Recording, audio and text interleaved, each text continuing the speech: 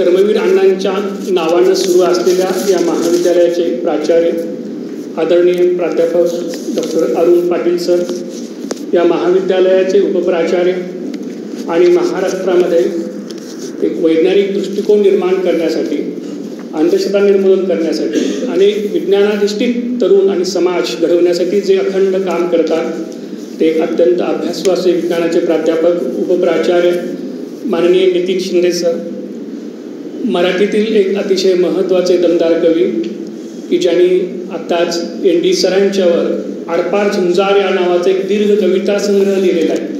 म्हणजे एखाद्या महापुरुषाच्या नावानं संबंध कवितेमध्ये त्यांचं संबंध जीवनचरित्र, त्यांचं कार्य, त्यांचं विचारधारा एका कवितेतून मांडणं आणि त्या महापुरुषाचा संबंधपट काव्यातून उभा करणं हे मराठीमधलं या पद्धतीचं एकमेव काम आहे, असे आपले मराठी विभाग प्रमुख प्राध्यापक एकनाथजी पाटील या कार्यक्रमासाठी उपस्थित महाविद्यालयाच्या कनिष्ठ विभागाचे उपप्राचार्य प्राध्यापक चव्हाण सर, महाविद्यालयातील विद्यार्थी प्राध्यापक बंधू भगिनी, सर्वप्रथम छत्रपती राजर्षी शाहू महाराज यांच्या विचार कार्याला मी अभिवादन करतो. मित्रहो, आपण सगळ्यांनी हा कार्यक्रम सुरू होण्यापूर्वी छत्रपती शाहू महाराजांच्या विषयी एक कृतज्ञता व्यक्त करण्यासाठी, त्यांना अभिवादन करण्यासाठी 100 सेकंद उभं राहून आदरांजली अर्पण केली. खरं तर अशी आदरांजली अर्पण करण्याची गरज का असते? एकनाथ सरांनी अगदी सुरुवातीला सांगितल्याप्रमाणे आपल्या देशामध्ये असंख्य राजे होऊन गेले, किंबहुना राजे रजवाड्यांचा हा सगळा देश होता, पण त्याच्यातले फार थोडे राजे, त्यांचं नाव, त्यांचं कार्य आज आपल्या स्मरणात आहे. त्यापैकी एक राजर्षी शाहू महाराज आहेत. राजर्षी 6 मे 1922 रोजी त्यांनी अखेरचा श्वास घेतला. त्याच्यापूर्वी एका विवाहानिमित्त ते बडोद्याला गेलेले होते.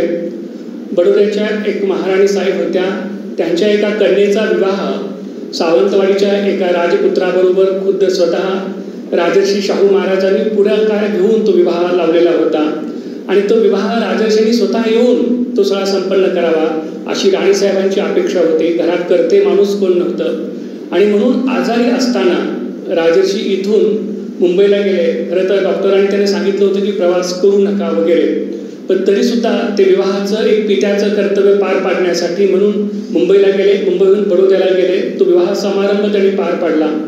त्या काळात त्यांना अस्वस्थता वाटत होती. तशा अवस्थेमध्ये ते 3 एप्रिलला बडोद्याहून रेल्वेने मुंबईला परत आले. खूप अस्वस्थता वाढत गेली. मुंबईतल्या डॉक्टरांनी त्यांच्यावर उपचार केले, परंतु महाराजांची प्रकृती ढासळत चाललेली होती. 5 एप्रिलला त्यांना विलक्षण वेदना छातीमध्ये होऊ लागल्या. 5 मेची जी रात्र आहे ती त्यांनी तशीच अस्वस्थपणे काढली आणि अगदी 6 मेला पहाटे 5:45च्या सुमारास महाराज उठून बसले, खुर्चीवर बसले.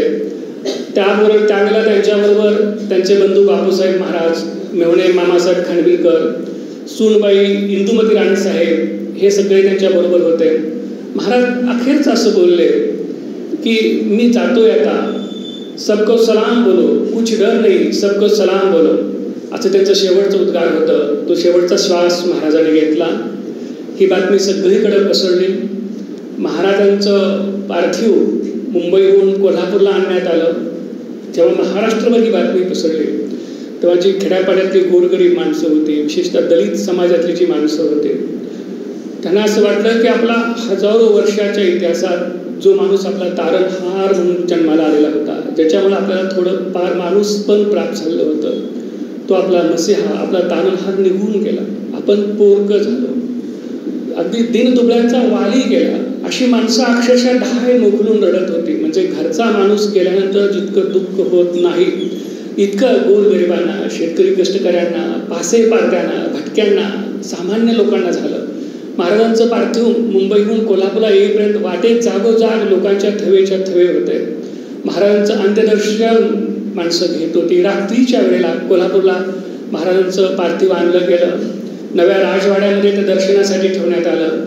आणि अंत्यसंस्काराला पंचगंगेच्या घाटावर जिथं राजघराण्याचे अंत्यसंस्कार होतात तिथं ते नेण्यात आलं. त्यावेळेला एक प्रश्न असा निर्माण झाला की महाराजांचे अंत्यसंस्कार कसे करायचे. म्हणजे महाराजांनी आयुष्यभर एक ब्राह्मणवाद आणि ब्राह्मणी कर्मकांड ह्याच्या विरोधात एक मोठा यलगार पुकारलेला होता. महाराजांचे अंत्यसंस्कार करण्यासाठी ब्राह्मण पुरोहित बोलवायचे की कोण. तेव्हा महाराजांच्या राणीसाहेब आणि ज्यांनी आपल्या पित्याच्या मृत्यूचं दुःख बाजूला ठेवून नुकतं छत्रपती पदाचा सूत्र हाती घेतलेली होती ते राजाराम महाराज, या दोघांनी असा निर्णय घेतला की जो खूप महत्त्वाचा होता. महाराजांनी आयुष्यभर ज्या तत्वासाठी आपलं आयुष्य अर्पण केलं, ज्या व्यवस्थेच्या विरोधात विद्रोह पुकारला, ती महाराजांची तत्व आपण जतन करायचे असा निर्णय घेतला. आणि ब्राह्मण पुरोहितांना न बोलावता शिवाजी वैदिक स्कूलमधल्या मराठा पुरोहितांच्या हस्ते महाराजांचे अंत्यसंस्कार करण्यात आले. मित्रहो, इथं हे गोष्ट लक्षात घ्या. आपण आयुष्यभर खूप काही पुरोगामी विचारांचा पुरस्कार करत असतो, बोलत असतो, पण ज्या वेळेला व्यक्तिगत आपल्या कुटुंबात, व्यक्तिगत आपल्या जीवनात काही निर्णय घेण्याची वेळ येते त्यावेळेला आपण डगमगतो. म्हणजे समाज काय म्हणेल, रूढी परंपरांचा एक जबरदस्त प्रभाव असतो आणि तो सगळा मोडून नवं काही सुरू करण्याची हिंमत आणि होत नाही. म्हणजे एक चळवळीचा विचार मांडणं, चळवळीचं नेतृत्व करणं वेगळं, पण प्रत्यक्षात कृती करण्याची वेळ आल्यानंतर काय असा प्रश्न होतो आणि भली भली माणसं तिथं डगमगतात. परंतु महाराजांच्या मृत्यूनंतर राणीसाहेब महाराज, राजाराम महाराज यांनी महाराजांनी आयुष्यभर जी तत्व जपली, ब्राह्मणवाद, कर्मकांड, पुरोहितशाही, भिक्षुकशाही या विरोधात जो उठाव, सांस्कृतिक उठाव केलेला होता, ती महाराजांची मूल्य त्यांनी जपलेली होती. मित्र, महाराजांना जाऊन 100 वर्ष झाले. महाराजांचं नाव सतत आपल्या कानावर येतं. आज सुद्धा महाराजांच्या स्मृतिशताब्दी निमित्त आपण आपल्या आपल्या पातळीवर महाराजांना आठवायचा प्रयत्न करत असू. शिवाजी विद्यापीठानं किंवा कोल्हापूर जिल्हा प्रशासनानं महाराजांच्या स्मृतीचा जागर व्हावा म्हणून अनेक कार्यक्रम आयोजित केलेले आहेत. वेगवेगळ्या महाविद्यालयामध्ये व्याख्यान आयोजित केलेले आहेत. का आपण महाराजांना आठवावं असा प्रश्न पडतो. मित्र, महाराज हे आपले वाढ वडील आहेत. 2 प्रकारचे पूर्वज आपल्याला असतात. एक म्हणजे जे आपल्याला जन्म देतात ते, ज्याला आपण एक बायोलॉजिकल पूर्वज म्हणतो, जैविक पूर्वज म्हणू. म्हणजे आपले पंजोबा, आजोबा, वडील, आई हे जैविक पूर्वजांची परंपरा आपली असते. ते जन्म देतात, जडणघडण करतात, वाढवतात, काही घर, नोकरी, पैसा अडक्याची सोय करतात आणि जगण्यासाठीचं म्हणून जे काही असेल ते त्या पोराला पुरवत राहतात. हे आपले जे जैविक वाढ वडील आहे ते आपल्याला जन्म देऊन संगोपन करणं आणि भौतिक सुविधा देण्यासाठी त्यांना जेवढं करता येणं शक्य आहे तेवढं ते करतात. आणि दुसरे पूर्वज आहेत ते खूप महत्त्वाचे असतात. दुसरे पूर्वज म्हणजे आपले वैचारिक किंवा सांस्कृतिक पूर्वज. हे ज्या समाजात आपण जन्माला आलो, ज्या परिस्थितीत आपण जन्माला आलो, तो समाज आणि त्या परिस्थितीला आकार द्यायचं, घडवायचं काम करतात. समजा आपण शेतकरी कुटुंबात जन्माला आलो असेल तर शेतकरी म्हणून आपण गरीब काय, आपलं मागासपण काय, त्याच्यातून बाहेर पडण्यासाठी काय करता येईल, या पद्धतीने एक सामाजिक पुनर्रचनेचा एक विचार व्यूह मांडत असतात. व्यक्तीला, समाजाला उन्नत करायचा प्रयत्न करत असतात. आणि या महापुरुषांच्या मुळंच ज्या आईवडिलांनी, पूर्वजांनी आपल्याला जन्म दिला, त्याच्यातून बाहेर पडून आपला एक सामाजिक दर्जा, एक आपलं उन्नतपण ओलांडण्याची संधी या सांस्कृतिक आणि वैचारिक पूर्वजांच्या मुळे आपल्याला मिळत असते. अगदी बुद्धांच्या पासून, बळीराजांच्या पासून, अगदी तुकोबांच्या पासून, शिवाजी महाराज, महात्मा फुले, शाहू महाराज, अगदी कर्मवीर अण्णा आणि एन डी पाटलांच्या पर्यंत ही सगळी परंपरा येते. हे आपले सगळे एक वैचारिक वाढवडील आहेत, हे लक्षात घ्या. हे सगळे आपले एक सांस्कृतिक पूर्वज आहेत आणि हे खूप महत्वाचे आहेत. आपल्याला आज या हॉलमध्ये जे उपस्थित आहोत किंवा कर्मवीर अण्णांनी जी पहिली शाळा सुरू केली होती ते शाहू बोर्डिंग होतं आणि त्याची सगळी प्रेरणा राजर्षी शाहू महाराज होते. किंवा एन डी पाटील सरांची ती मुख्य प्रेरणा फुले, शाहू हेच होते. हे जे वैचारिक आपले पूर्वज आहेत त्यांच्यामुळं आपल्या अस्तित्वाला आधार मिळतो.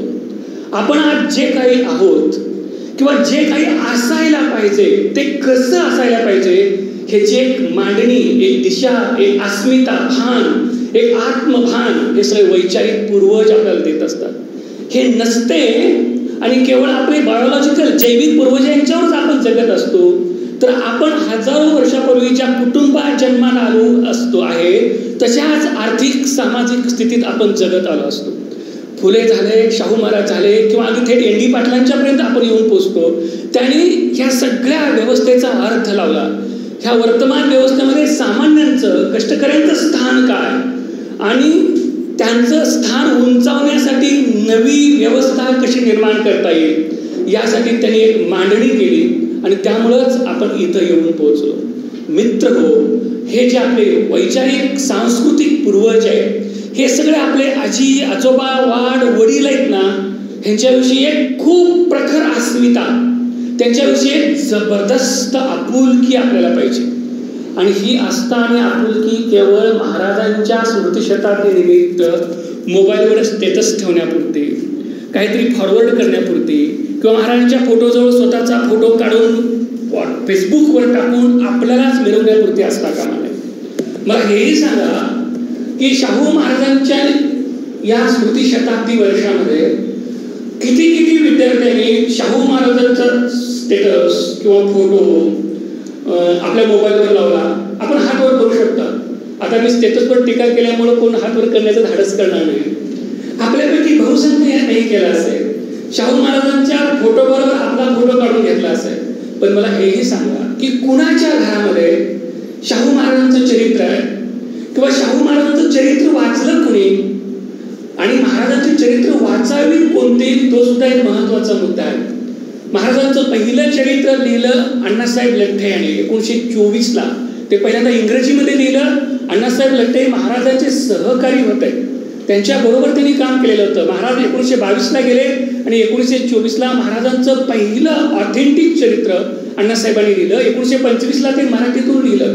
शिवाजी विद्यापीठाने ते प्रकाशित केलेलं आहे. फक्त 100 रुपयाला ते पुस्तक आहे. जवळजवळ 600 पानांचं पुस्तक आहे. आपण ते आवर्जून वाचा. धनंजय कीराने लिहिलेलं शाहू चरित्र आहे. लोकराजा शाहू छत्रपती हे रमेश जाधवानी लिहिलेलं पुस्तक आहे. आणि राजर्षी शाहू स्मारक ग्रंथ जयसिंगराव पवारांनी 5 खंडामध्ये प्रसिद्ध केलेला आहे. ह्याच्यातले किमान एक तरी पुस्तक वाचा. आणि एवढी मोठी पुस्तकं वाचणं येणं शक्य नसलं तरी अगदी छोटं गोविंदराव पानसरे यांनी राजर्षी शाहू महाराजांच्यावर एक खूप छोटं पुस्तक लिहिलेलं आहे. राजर्षी शाहू वसा आणि वारसा हे 40 पानांचं पुस्तक आहे. 40 पानांचं बरोबर पुस्तक आहे. हे पुस्तक तरी किमान वाचा. या वर्षामध्ये आपण राजर्षी शाहूंचे विचार वाचायचा प्रयत्न करूया. आणखी एक बाब असते, महाराजांचं जीवन चरित्रावर बोलताना वाचत असताना आपण बहुतेक सगळेजण त्यांच्या आयुष्यातल्या घटना प्रसंग ह्याच्यावर जोर देतो. त्या घटना प्रसंग घडलेले आहेत, पण त्या प्रत्येक घटना प्रसंगातून महाराजांनी कोणता दृष्टिकोन दिला, त्यावेळेस जे समोर वास्तव आलेलं होतं त्याला महाराज कसे सामोरे गेले आणि त्याच्यातून त्यांनी बहुजन समाजाच्या उद्धाराचा किंवा सामाजिक परिवर्तनाचा कोणता नवा दृष्टिकोन विकसित केला आणि तो आजच्या काळाला आपल्याला जोडून घेता येईल का. आज जसंच्या तसं असणार नाही. वेदोक्त प्रकरण आज घडणार नाही, पण धर्मशास्त्राच्या आधारे श्रेष्ठ कनिष्ठ ठरवलं जाऊ शकतं. आणि आपण रोज भोवताली ते बघतोय. जे लोकांच्या जगण्या मरण्याचे प्रश्न कुठेही आज सार्वजनिक राजकीय अवकाशात चर्चेला येत नाहीत. त्याच्याऐवजी भोंग, आरत्या, मंदिर, धर्म हे विचार सतत माध्यमातून केंद्रस्थानी आणले जातात. आपण ह्याला जबरदस्त आव्हान दिलं पाहिजे.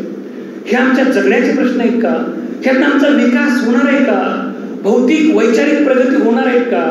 शाहू चरित्र हे आपल्याला वर्तमान व्यवस्थेचा अर्थ लावण्याची दृष्टी देतं. दुसरी गोष्ट अशी की शाहू महाराजांचे विचार वाचा. शाहू महाराजांची भाषणं आहेत, ती भाषणं प्रकाशित झालेली आहेत. 20-22 भाषणं आहेत शाहू महाराजांची. काही इंग्रजीमधले, ते आवर्जून त्यांची भाषणं वाचा. त्यातली काही भाषणं मी व्याख्यानामध्ये सांगणार आहे. याशिवाय शाहू महाराजांचे हुकूमनामे होते आणि त्यांचे काही आदेश होते, त्याच्यावर पुस्तकं प्रकाशित झालेली आहेत. हे एक पुस्तक मी तुम्हाला दाखवायला आणलेलं आहे. शाहू महाराजांचे हुकूमनामे आणि आदेश आवर्जून वाचा. ते आज सुद्धा खूप उपयुक्त आहेत, लागू आहेत. म्हणजे आजच्या राज्यकर्त्यांनी सुद्धा त्याच्यातून खूप काही घेण्यासारखं असतं. शाहू महाराजांचे विचार आपण वाचले, त्याचे हुकूमनामे वाचले, आदेश वाचले आणि त्याच्यातून एक शाहू दर्शन कसं सिद्ध होतं, शाहू फिलॉसॉफी कशी पुढे येते आणि एकूण व्यवस्थेचा अर्थ लावण्याचा शाहू महाराजांचा एक विचार व्यूह कसा समोर येतो हे आपल्याला शोधता आलं पाहिजे. आणि हे शोधून एक विद्यार्थी म्हणून, एक मुलगा, मुलगी, एक नागरिक म्हणून आपल्या भोवताली जे जे काही असेल त्याच्यात आपण शाहूंना घेऊन उभं राहायला शिकलं पाहिजे. हे लक्षात घ्या. आपण जर फुले, शाहू, बाबासाहेब, कर्मवीर अण्णा आणि एन.डी. सरांनी दिलेला दृष्टिकोन हे सगळं आपण जर वैचारिक दृष्ट्या समजून घेतलं आणि आजचा, उद्याचा, पुढचा सगळा काळ आणि त्या काळाचा अर्थ लावण्यासाठी या विचारांचा उपयोग केला तरच आपला भविष्यकाळ उज्ज्वल असणार आहे. नाहीतर मित्र हो, फुले त्या धर्मव्यवस्थेशी टक्कर देत होते. शाहू महाराज राजा असून सुद्धा ज्या व्यवस्थेनं शाहू महाराजांना शूद्र म्हणून थेट तोंडावर संबोधलेलं होतं आणि शाहू महाराजांना आपली सगळी राजसत्ता या धर्मांत कट्टर मूलतत्ववादी ब्राह्मणवादी व्यवस्थेला संघर्ष करण्यासाठी वापरावी लागलेली होती, त्या आज सत्तेत आहे. लक्षात घ्या. पॉवरमध्ये अगदी भारतीय संविधानासारखा एक ह्युमन राईट्सचा एक खूप मोठा पुरस्कार करणारा एक महान कायदेशीर असा दस्तऐवज 50 सालापासून आपल्या भारतीय लोकांच्या जीवनाचं नियमन करत असताना सुद्धा त्याच्यातल्या प्रत्यक्षात अक्षर आणि स्वल्पविराम सुद्धा न बदलता त्याला वळसा घालून मनुवादी व्यवस्था अगदी आपल्या अंगावर लादण्याचा आटोकाट प्रयत्न सुरू आहे. इतकंच नाही, ते जे काही वागतायत करतायत त्याची आपण जर चिकित्सा करायला लागलो, त्याच्याविषयी जरी बोलायला लागलो, आपल्यावर गुन्हे दाखल होतात, आपल्याला तुरुंगात टाकलं जातं, जामीन मिळत नाही, आपण थेट देशद्रोही ठरतो. इतका वाईट काळ येऊन पोहोचलेला आहे. हे जर पुढं असं चालू राहिलं तर एक 150 वर्षापूर्वीची जी पेशवाई होती किंवा त्याच्या आधीचा काळ आठवून बघा. आपल्याकडे सतत म्हणलं जातं भारतीय संस्कृती खूप महान आहे, ग्रेट आहे भारतीय संस्कृती, 5000 वर्षाचा वारसा आहे म्हणतो ना आपण सुद्धा भारतीय संस्कृतीविषयी. मला सांगा, या भारतीय संस्कृतीच्या कथित महान इतिहासाचा एक स्टुडंट म्हणून आपण अभ्यास करायचा, एक विद्यार्थी म्हणून, त्या तुम्ही आम्ही ज्या वर्गात आलो त्या शेतकरी, कष्टकरी, दलित, पीडित, ग्रामीण भागातल्या लोकांचे उल्लेख कुठे तुम्हाला सापडतात इतिहासामध्ये? स्त्रियांचं स्थान काय होतं, मजुरांचं काय होतं, शेतकऱ्यांचं काय होतं? एक तर त्याचे कुठेही उल्लेख आढळत नाही आणि आढळलं तर ते कमालीचं शोषण केलेलं आढळतं.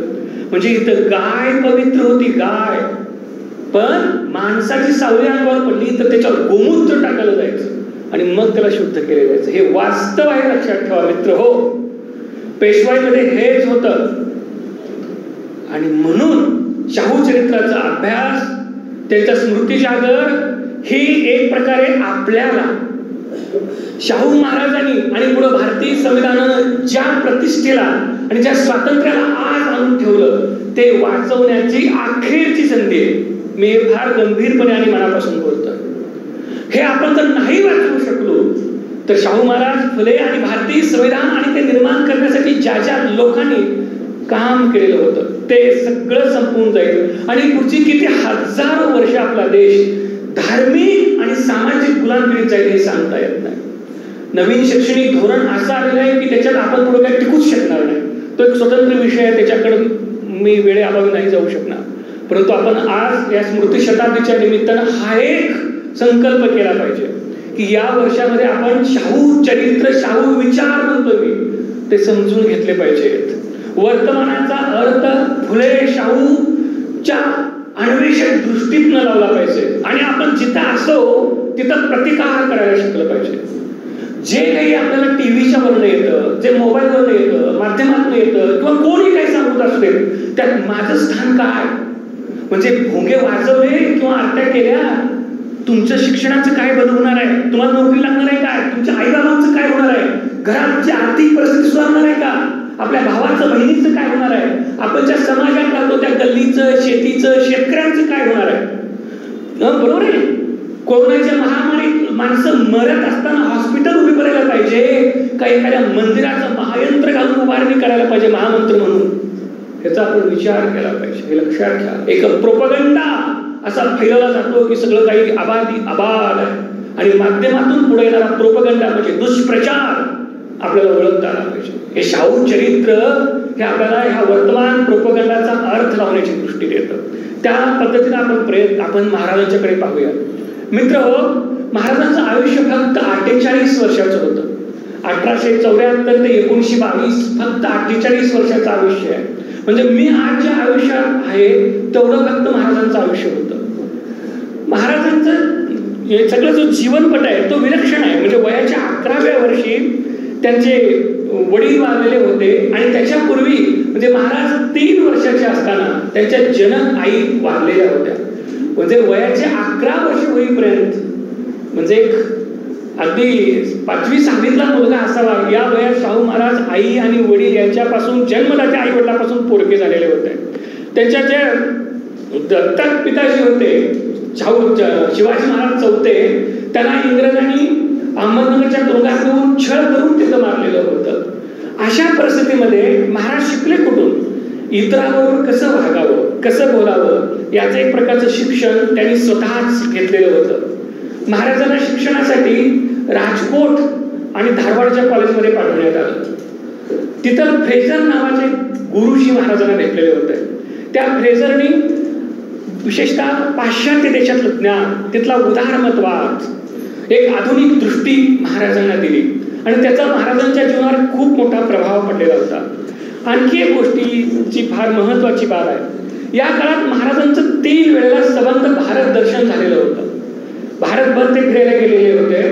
हे भारत दर्शन म्हणजे पर्यटन नव्हतं, हे लक्षात घ्या. सहज सुद्धा कशी करावी.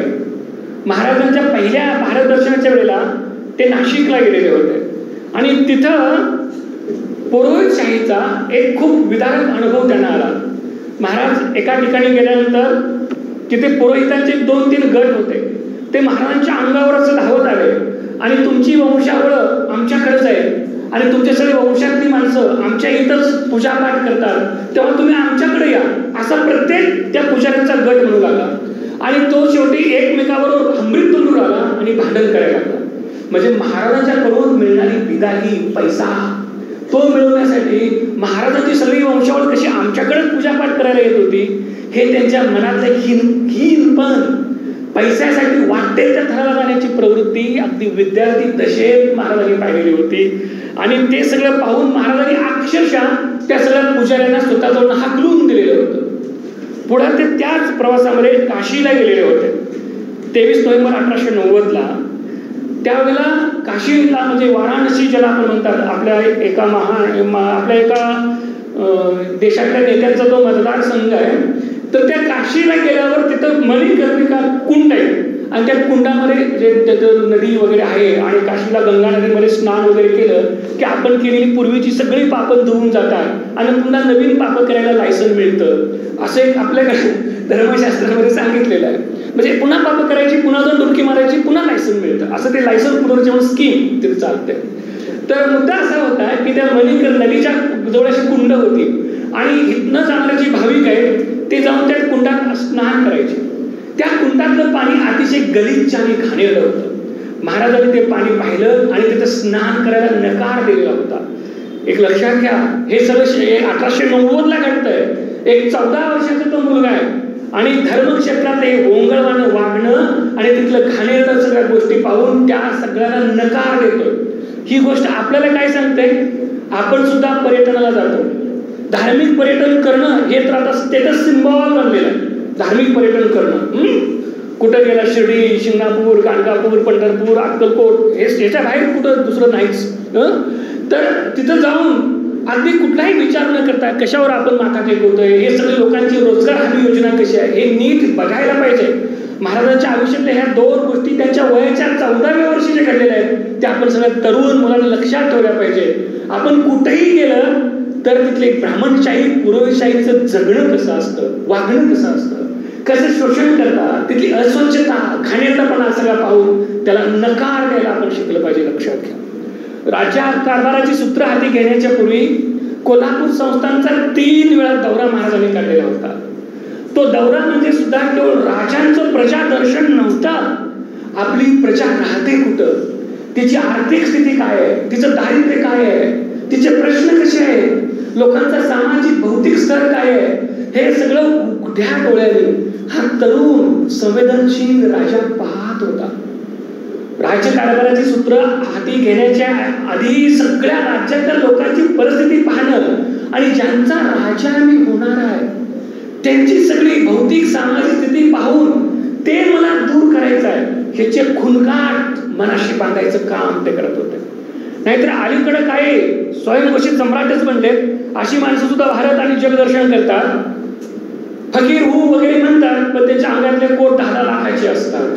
कुठं जाईल तिथलं तिथलीच कापडं घालून रंगीबेरंगी डोर वगैरे दाखवून लोकांना इमोशनल ब्लॅकमेलिंग करायचं ते काम करतात.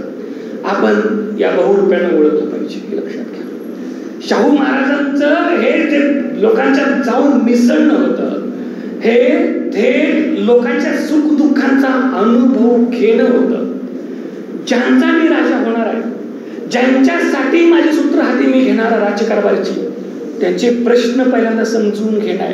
म्हणजे एखाद्या शिक्षकानं वर्गात येण्यापूर्वी ज्या विद्यार्थ्यांना मी शिकवणार आहे त्या विद्यार्थ्यांचा बौद्धिक स्तर, मानसिक स्तर, आर्थिक स्तर, सामाजिक स्तर, त्यांना मी जे शिकवायचं आहे त्याचा सगळा एक गृहपाठ करणं आणि मग वर्गात येऊन शिकवणं हा प्रकार तो होता.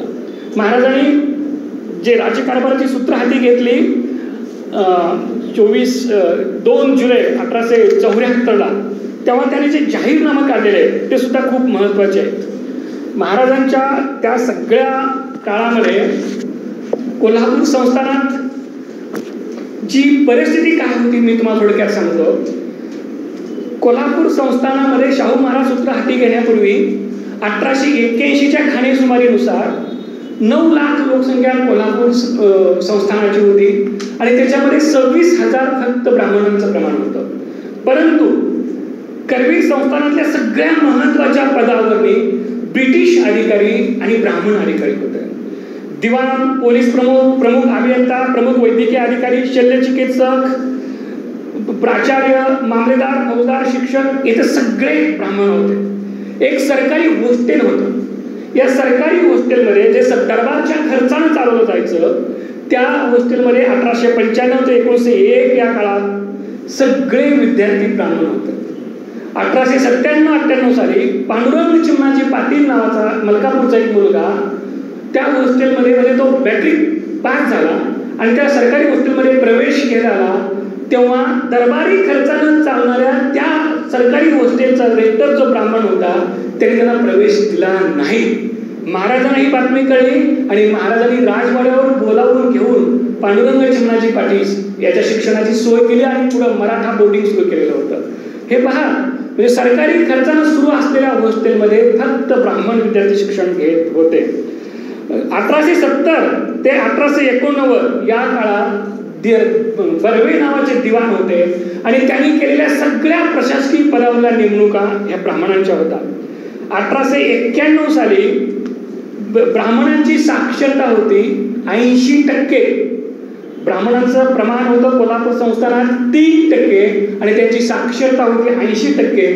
90% बहुजन समाज होता किंवा जवळजवळ 97% बहुजन समाजाची साक्षरता ही 10%पेक्षा कमी होती.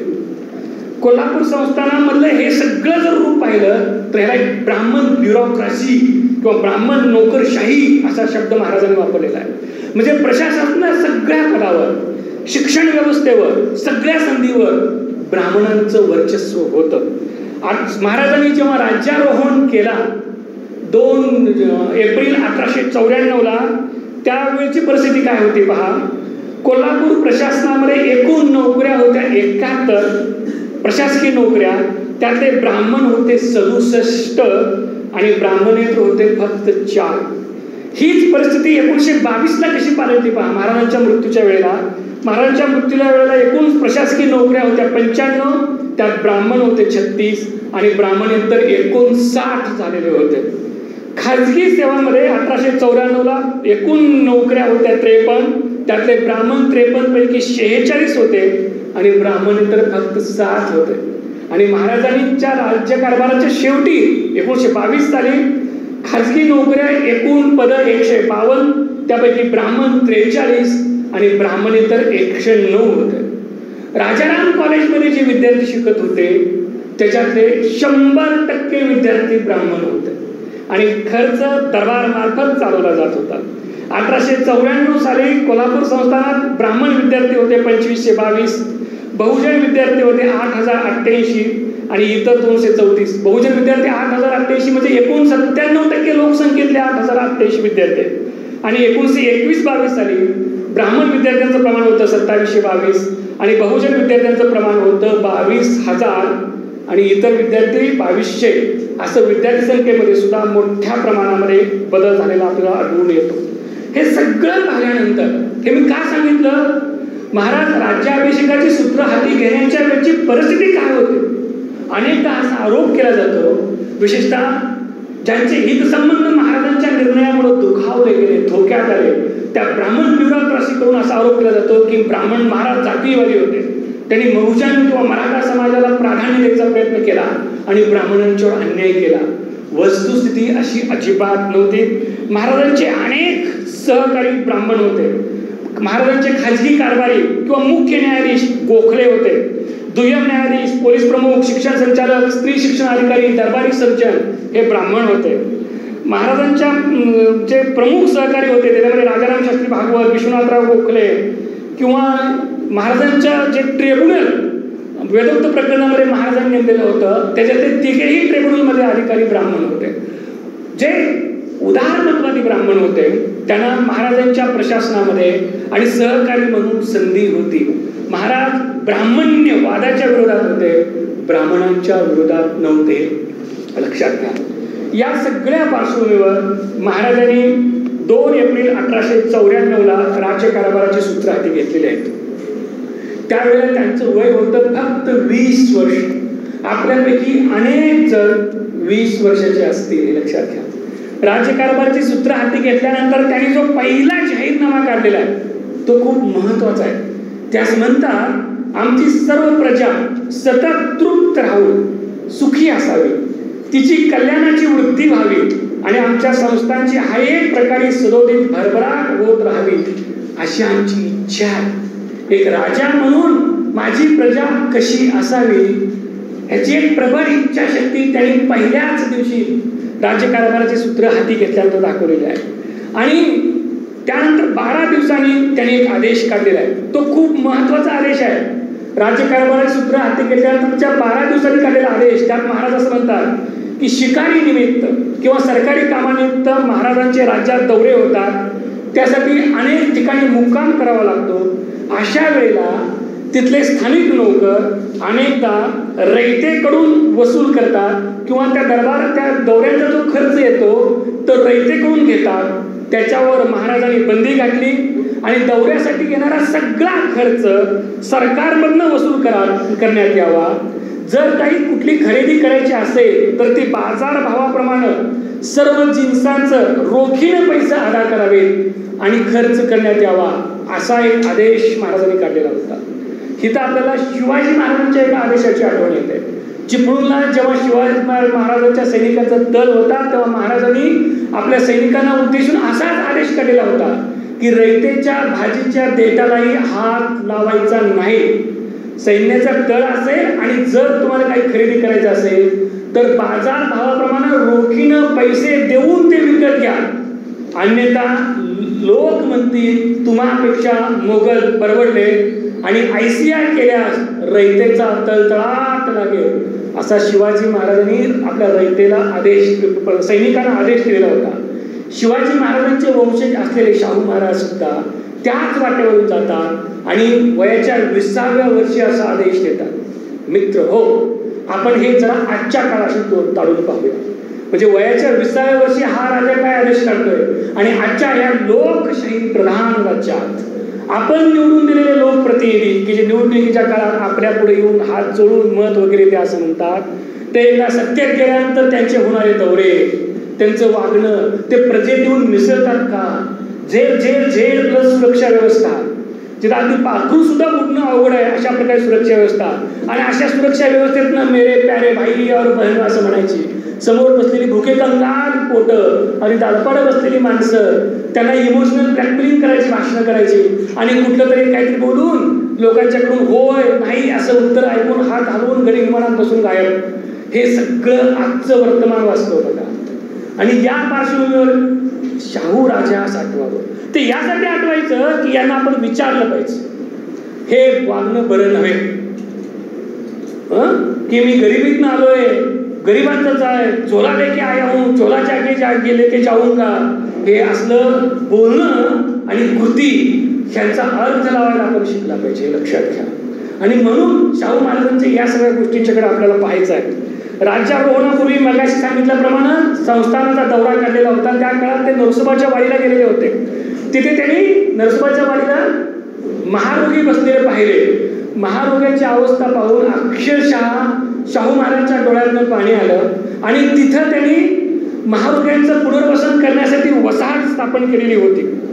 याशिवाय त्या काळामध्ये ऊसाच्या घाण्यामध्ये हात सापडून अनेकांना अपंगत्व यायचं. तेव्हा शाहू महाराजांनी अशी जाहिरात दिलेली होती की ऊसाच्या घाण्यात हात न सापडता नवीन पद्धतीनं ऊसाचं रस काढण्याचं जर कोणी यंत्र तयार करेल तर त्याला बक्षीस दिलं जाईल. आणि अशा प्रकारे पारितोषिक देऊन बक्षीस तयार केलेली होती. बक्षीस देऊन नवीन यंत्र महाराजांनी तयार करून घेतलेलं होतं. 1896-97 साली जेव्हा संस्थानात दुष्काळ पडला त्यावेळेला त्यांनी अन्नधान्याची टंचाई दूर करण्यासाठी प्रयत्न केले. रोजगार हमीची कामं सुरू केलेली होती. सारामापी केली.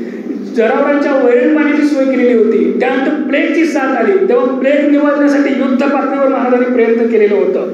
त्याचा परिणाम असा झाला होता की दुष्काळामुळं किंवा प्लेगच्या काळात सुद्धा एक ही भूकबळी कोल्हापूर संस्थानात केलेली नव्हती. अशा पद्धतीचं काम महाराज करत होते. या सगळ्यांमध्ये महाराजांच्या व्यक्तिमत्वाचे काही महत्वाचे बाबी आपल्याला जाणवतात. एक म्हणजे हे सगळं करत असताना सामान्य माणसांच्या विषयी कमालीची कलम आणि आस्था त्यांना होती. या सगळ्या काळात एक प्रकरण घडलं. 1899 साली महाराज पंचगंगा नदीवर आंघोळ करायला गेले असताना त्यांच्या स्नानाच्या वेळेला मंत्र म्हणण्याचं काम एक दरबारी नोकर, ज्या पोस्टचं नाव राजोपाध्याय असं होतं, ते करत होते. आणि ते महाराजांना दरदर मंत्र म्हणत असताना महाराजांच्या स्नानाच्या वेळेला वेदोक्त पद्धतीनं म्हणजे क्षत्रियांसाठी असणाऱ्या वेदोक्त मंत्रांच्या ऐवजी पुराणोक्त पद्धतीनं मंत्र म्हणत आहेत असं त्यावेळी उपस्थित असलेले राजाराम शास्त्री भागवत यांच्या लक्षात आलं. त्यांनी महाराजांच्या निदर्शनास ही गोष्ट आणली. महाराजांनी त्याला विचारलं त्या भिक्षुकाला की तू असे शूद्रासाठी असणारे मंत्र का म्हणतोयस, आम्ही क्षत्रिय आहोत. तेव्हा महाराजांच्या तोंडावर त्याने उत्तर असलेलं होतं की आम्ही ब्राह्मण आहोत. आम्ही ब्राह्मणांनी तुम्ही क्षुद्र की क्षत्रिय हे ठरवायचं आहे. जोपर्यंत आम्ही तुम्हाला क्षत्रिय मानत नाही तोपर्यंत तुम्ही क्षुद्र आहात. असं कोण म्हणतंय? महाराजांच्या पगारीवर जगणारा एक भिक्षुक महाराजांना म्हणतोय. आणि मित्र पुढचं खूप वाईट आहे. तो जो राजोपाध्याय होता तो बाहेर खेळी होता. तो एका वेश्येकडे जायचा, तिथंच राहायचा आणि तिथनं उठून आंघोळ न करता पंचगंगेवर पळत पळत यायचा आणि ते पुराणोक्त मंत्र कसं तरी पारुष्या तोंडानं म्हणायचा. आणि महाराजांनी हे विचारल्यानंतर अतिशय उत्तम आणि उर्मटपणे तुम्ही क्षुद्र आहात, तुम्हाला क्षत्रियाचा दर्जा द्यायचे का नाही ते आम्ही ठरवणार आहोत. हे एका राजाला तोंडावर बोलण्याचा एवढा उर्मट आणि उत्तमपणा येतो कुठून असा प्रश्न महाराजांना पडला. त्यांच्या अंगावर 20 कोसळल्याचा आघात झालेला होता तरुण राजाच्या अंगावर. तरी ते शांत बसले. त्यांना समजून सांगायचा प्रयत्न केला. परंतु राजोपाध्याय आणि त्या अनुषंगाने पुन्हा सगळे कोल्हापुरातले ब्राह्मण आणि पुढे सगळे महाराष्ट्रातले सनातनी ब्राह्मण एक झाले. आणि या महाराष्ट्रातल्या सनातनी ब्राह्मणांचं नेतृत्व करत होते लोकमान्य टिळक शाहू महाराजांच्या विरोधामध्ये. महाराजांनी सामोपचाराने खूप प्रयत्न केले पण ते कसलेही बदलत नव्हते. तो महाराजांच्या एक लक्षात एक गोष्ट आली, मी राजा असून मला उर्मट आणि उद्दामपणे या पद्धतीची वागणूक दिली जाते. माझेच आश्रित असणारे, माझ्या पगारावर जगणारी ही माणसं मला या पद्धतीची वागणूक देतात. मग सामान्य लोकांचं काय होत असेल? माझ्या खेड्यापाड्यातल्या गोरगरीब शेतकरी कष्टकरी दलित बांधवांचं काय होत असेल? अशा विचाराने ते अस्वस्थ झाले. आणि ही गोष्ट महाराजांच्या आयुष्यातली अक्षरशः टर्निंग पॉइंट झाली. लक्षात घ्या. त्यांनी राजोपाध्यांना नोटीस दिली, तुम्ही जर आमच्या क्षत्रिय पद्धतीनं वेदोक्त पद्धतीनं मंत्र म्हणले नाही तर तुम्हाला कामावरून काढून टाकले जाईल. ते बिलकुल माघार घ्यायला तयार नव्हते. महाराजांच्यावर प्रचंड टीका करण्यात आली, तरीही महाराजांनी आपली कारवाई सुरू केली आणि पुढे त्या राजोपाध्यांना कामावर काढून टाकलं. त्या विरोधात कोल्हापूर महाराष्ट्रातले सगळे ब्राह्मण आणि सनातनी ब्राह्मण, सगळे म्हणजे सनातनी ब्राह्मण, टिळकांच्या नेतृत्वाखालचा केसरी आणि केसरू एकदा बोलतोय म्हणल्यावर सगळी महाराष्ट्रातील जहाल ब्राह्मणी पत्र महाराजांच्यावर तुटून पडली. महाराजांनी हे राजोपाध्यांचं वतन खालसा केल्यावर ब्राह्मण सनातनींनी मुंबई सरकारकडे अपील केलं 1903 ला. ते मुंबई सरकारनं फेटाळून लावलं. मग यांनी कलकत्त्याला अपील केलं. त्यावेळेला व्हॉइसरॉय लॉर्ड कर्झन होते, त्यांच्या पुढे अपील चाललं आणि लॉर्ड कर्झन सुद्धा महाराजांच्या नोकर आहेत, ते महाराजांच्या नोकरानं महाराज सांगतील त्याप्रमाणे त्यांचे विधी केले पाहिजे असा निर्णय दिला. म्हणजे भारतातल्या त्यावेळेच्या सुप्रीम कोर्टामध्ये ती केस एक प्रकारे राजोपाध्ये हारलेले होते, लक्षात घ्या. आणि मग सगळ्यांनी शरणागती पत्करली, कारण महाराज या सगळ्या सनातनी ब्राह्मणांची वतनं जप्त करू लागलेले होते. मग आता आपली उपजीविकेची रोजगार हमी योजना नष्ट व्हायला लागली, वतनं चालली, म्हणून सगळ्यांनी पटकन माफी मागितली, शरणागती पत्करली आणि पुन्हा महाराजांच्या दरबारी पगारी नोकऱ्यासाठी जॉईन व्हायला प्रयत्न करू लागलेले होते. ही गोष्ट महाराजांच्या आयुष्यातली टर्निंग पॉईंट झालेली होती. मित्र हो, आपल्या सुद्धा आयुष्यात अशा कधी ना कधी गोष्टी घडत असतात, जिथं आपल्या स्वत्वाला अस्मितेला धक्का पोहोचतो. त्यावेळेला आपण ते पटकन विसरून तडजोड करून असंच असतंय, कुठं बंगा घ्या, कुठं वाईटपणा घ्या असं म्हणून आपण तडजोड करून पुढे जायचा प्रयत्न करतो आणि त्याच पद्धतीने जगत राहतो. मोठी माणसांच्या आयुष्यात अशा काही टर्निंग पॉईंटमध्ये त्यांचं आयुष्य बदलून जातं. महात्मा गांधींना असंच रेल्वे फलाटावर उतरवलं की काळ्या लोकांनी इथं नाही बसायचं, एक तर रेल्वे डब्यात उभं राहायचं, नाहीतर या डब्यातनं उतरा.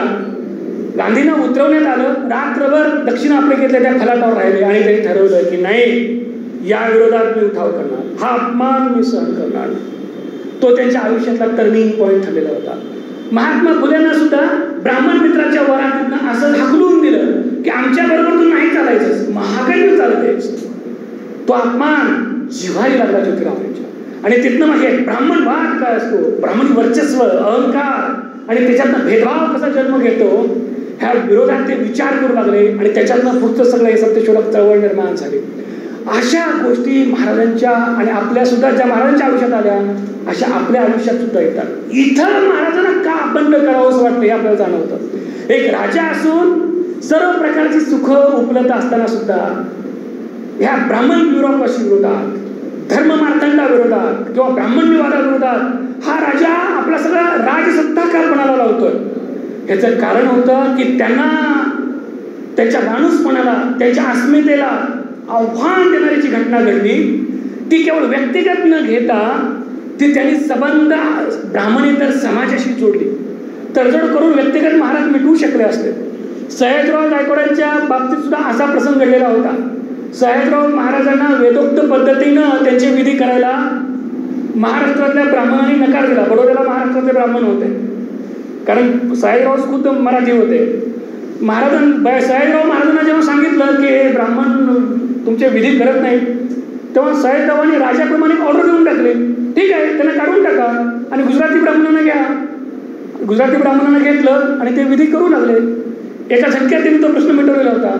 पण त्याच्यामुळे समाजात नाही बदल झाला. त्यामुळे विधी वेदोक्त पद्धतीने करणारे नवीन ब्राह्मण मिळाले, एवढीच घटना घडली. शाहू महाराज हे करू शकले असते, पण त्यांनी तो तसा नाही तो भाग घेतला. त्यांनी विचार केला की हे राजाच्या वाट्याला येतंय, मग प्रजेचं काय, सामान्यांचं काय. आणि धर्मसंस्थेचा शोषक रूप, धर्मसंस्थेचा मुजोरीपणा, धर्मसंस्थेकडे असणारा अमर्याद अधिकार, राजाला असं म्हणतात की तू क्षुद्र आहे, तू क्षत्रिय आहे की नाही हे मी ठरवणार, असा त्यांचा एक नोकर त्यांना म्हणतोय. मग गोरगरिबांना काय करत असतील गावातली भिक्षुकशाही, कुलकर्णीशाही, पुरोहितशाही.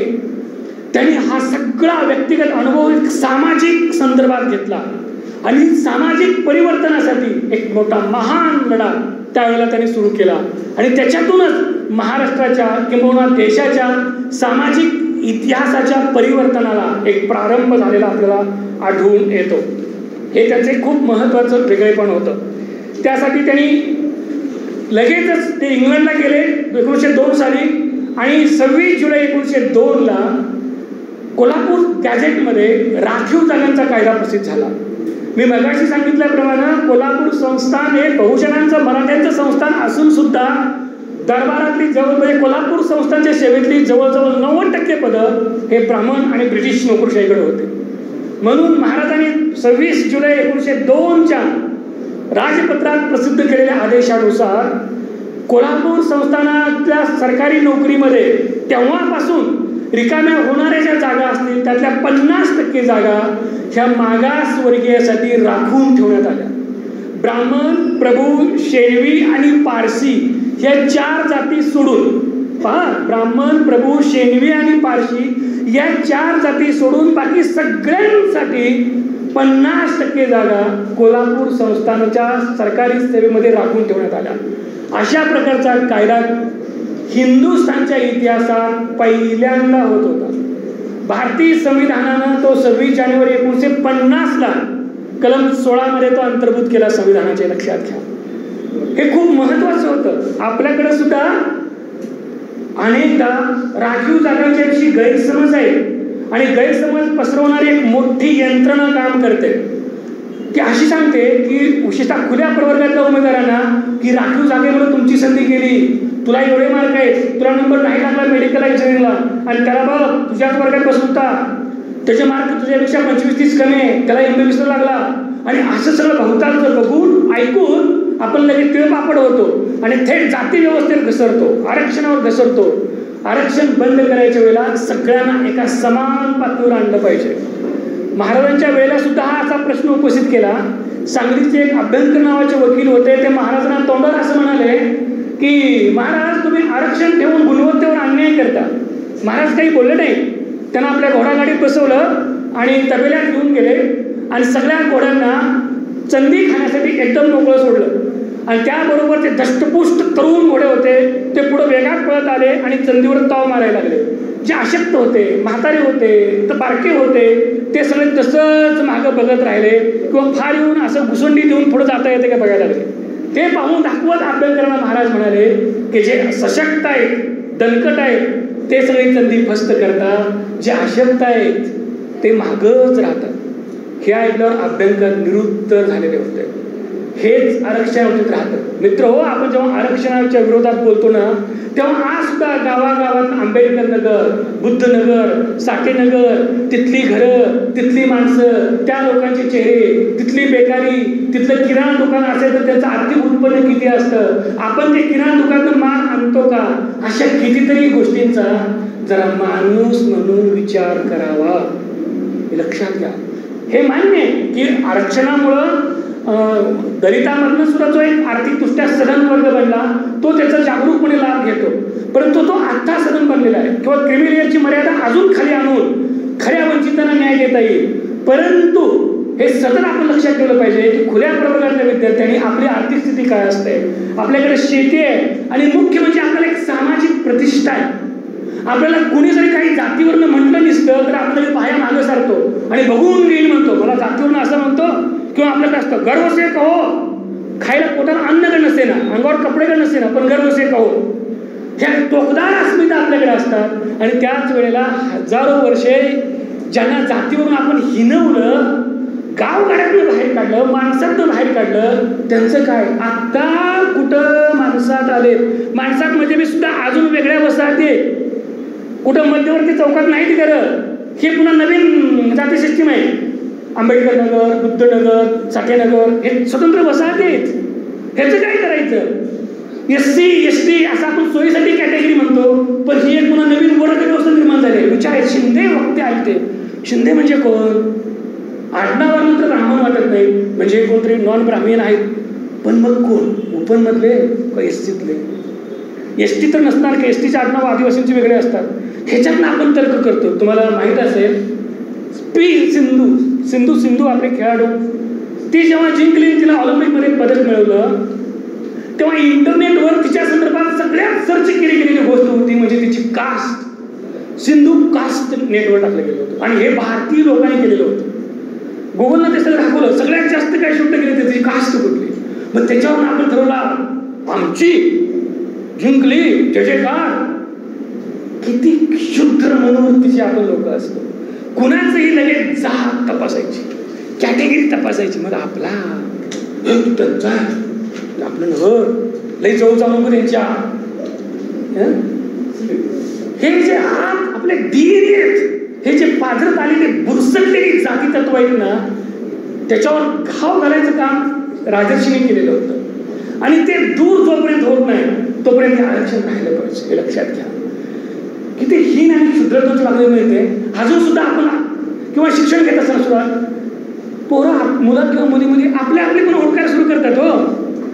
आपल्या कॅटेगरीच असलं आपलं एकमेकाला आपलं आधार होतो एकमेकाला. शिक्षकांनी असतं, सगळ्यांनीच असतं, शिकलेलं जास्त असतं. खेड्यातली उलट बरं, खेड्यातली पाठीवर मार पण पोटावर मारू नका असतं. शिकलेल्या काटाच काढवा पाहिजे आणि ह्याला न काढ काटा काढू शिकलेलं नाही. हे लक्षात. शाहू महाराजांच्या स्मृती शताब्दी निमित्त महाराजांनी आयुष्यभर ज्या जाती व्यवस्थेवर संघर्ष केला त्याच्याकडे आपण नीटपणे लक्ष दिलं पाहिजे असं मला वाटतं. पुढे शिक्षणासाठी त्यांनी वसतिगृहाची चळवळ सुरू केली होती. अगदी कोल्हापूर संस्थानामध्ये 20 वसतिगृह शाहू महाराजांनी काढलेली होती. आणि त्या सगळ्या वसतिगृहांचा उद्देश काय होता? खेड्यापाड्यात राहणाऱ्या मुलांना चांगलं शिक्षण मिळायचं असेल तर शहरात त्याची शिकायची व्यवस्था केली पाहिजे. महाराजांनी या मुलांना वाड्यावर पहिलं शिक्षण दिलं. पुन्हा वसतिगृह काढण्यासाठी त्या जातीतल्या लोकांना बोलवलं, त्यांना प्रोत्साहन दिलं की तुम्ही पुढे या. वसतिगृहासाठी जागा दिली, दरबारामार्फत देणगी दिली. वसतिगृह बांधण्यासाठी अगदी राधानगरीतलं सागवान जंगलातलं आणून दिलं. सगळ्या सोयी दिल्या आणि त्या जातीच्या नेतृत्वानं ते वसतिगृह चालवावं असं म्हटलं. पोरांच्या राहण्या खाण्यासाठी सोय केली. जेवण दरबारातून वाड्यात येत असायचं. अनेकदा राजा स्वतः वसतिगृहांना भेट द्यायचे. कधीही जायचे महाराज आणि वसतिगृहात भेट द्यायचे. पोरं राहतात कसं, खातात काय, त्यांच्या अडचणी काय आहेत हे स्वतः महाराज पाहत होते. म्हणून कोल्हापूरला वसतिगृहाची जननी, मदर ऑफ बोर्डिंग हाऊस असं म्हटलं जातं. सगळ्यात जास्त वसतिगृह कोल्हापूरमध्ये निर्माण झाले. बहुजन समाजातल्या मुलांना एक दर्जेदार शिक्षणाची सोय झाली. शिक्षणासाठी शाळा काढल्या. प्राथमिक शिक्षण सक्तीचं आणि मोफत केलं. 1917 साली प्राथमिक शिक्षणाचा कायदा महाराजांनी केला होता. सक्तीच्या शिक्षणाचा कायदा केला. त्या कायद्यात असं म्हटलेलं होतं की त्या कायद्यापासून प्रत्येक पालकानं आपल्या मुलाला शाळेत घातलंच पाहिजे. 1 महिन्याची मुदत दिलेली होती सरकारी अधिकाऱ्यांना. त्या काळात सरकारी अधिकाऱ्यांनी प्रत्येक गावाचा सर्वे करायचा. गावामध्ये शाळेत जाणाऱ्या वयाची मुलं किती ती तपासायची. त्यांची यादी चावडीत प्रसिद्ध करायची आणि 1 महिन्यानंतर प्रत्येक पालकानं त्या मुलाला शाळेत घातलंच पाहिजे. जर नाही घातलं तर रोज 1 रुपयाचा दंड, 1917 सालचा 1 रुपयाचा दंड रोजचा तो दंड असेल तो त्यांचा वसूल करायचा. जर ते पालक देत नसेल तर त्यांच्या 7 बाऱ्यावर तो दंड चढवायचा. अशी तर सक्तीची शिक्षण योजना होती. आणि त्यासाठी 1 लाख रुपयाची तरतूद कोल्हापूर संस्थांच्या बजेटमध्ये 1917 साली केलेली होती. मुंबई इलाक्यामध्ये ब्रिटिश सरकारनं मुंबई इलाक्यामध्ये हा कायदा 1930 साली केला. 1930च्या मुंबई इलाख्याच्या ब्रिटिश सरकारच्या कायद्यामध्ये ती तरतूद 1 लाखापेक्षाही कमी होती. कोल्हापूर संस्थांचं एकूण अंदाजपत्रकाचा विचार केला करता 6% रक्कम 1 लाख रुपयाची तरतूद कोल्हापूर संस्थांनी केलेली होती. लक्षात घ्या. इतकं बेसिक काम शिक्षणासाठी महाराजांनी केलेलं होतं. अभ्यासक्रम कसा असावा, शिक्षक कसे असावे, शिक्षकांनी काय शिकवावं, शिक्षकांचं वेतन आणि हे सगळे आर्थिक तरतूद करण्यासाठी शिक्षण कर त्यांनी सुरू केला होता. तो कोणावर लावावा या संदर्भात तपशीलवार त्याचे सगळे आदेश उपलब्ध आहेत. आपण आवर्जून ते सगळे आदेश वाचावेत असं मला वाटतं. महाराजांचे सगळं व्यक्तिमत्व आपण पाहत असताना त्यांनी सामान्य माणसांच्या उत्थानासाठी खूप काम केलं. अस्पृश्योद्धार हा त्यांनी आपल्या जीवनाचा एक खूप महत्त्वाचा भाग बनलेला होता.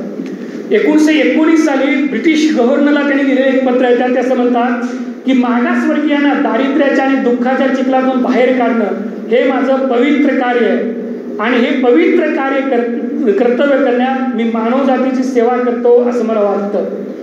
त्यांनी अस्पृश्य मानणाऱ्या जातीमध्ये शिक्षण प्रसार करण्यासाठी विद्याप्रसारक मंडळी नावाची संस्था काढली. मिस क्लार्क हॉस्टेल काढलं. मुलींना शिक्षण सुरू केलं. स्कॉलरशिप दिलेल्या होत्या. अनेक प्रकारची कामं केली होती. किंवा हजेरी देण्याची एक पद्धत होती. वेट विरळा म्हणजे वेठीनं धरून कामाला माणसं न्यायची. ही सगळी पद्धत कायद्यानं बंद केली. अस्पृश्यता निवारणाचा जो जाहीरनामा 1919 साली महाराजांनी काढलेला आहे त्यामध्ये महाराज काय म्हणतात पहा, महसूल आणि न्याय खात्याला त्यांनी काढलेला जाहीरनामा आहे. त्यात महाराज असं म्हणतात, अस्पृश्यांना प्रेमानं आणि समतेनं वागवलं पाहिजे.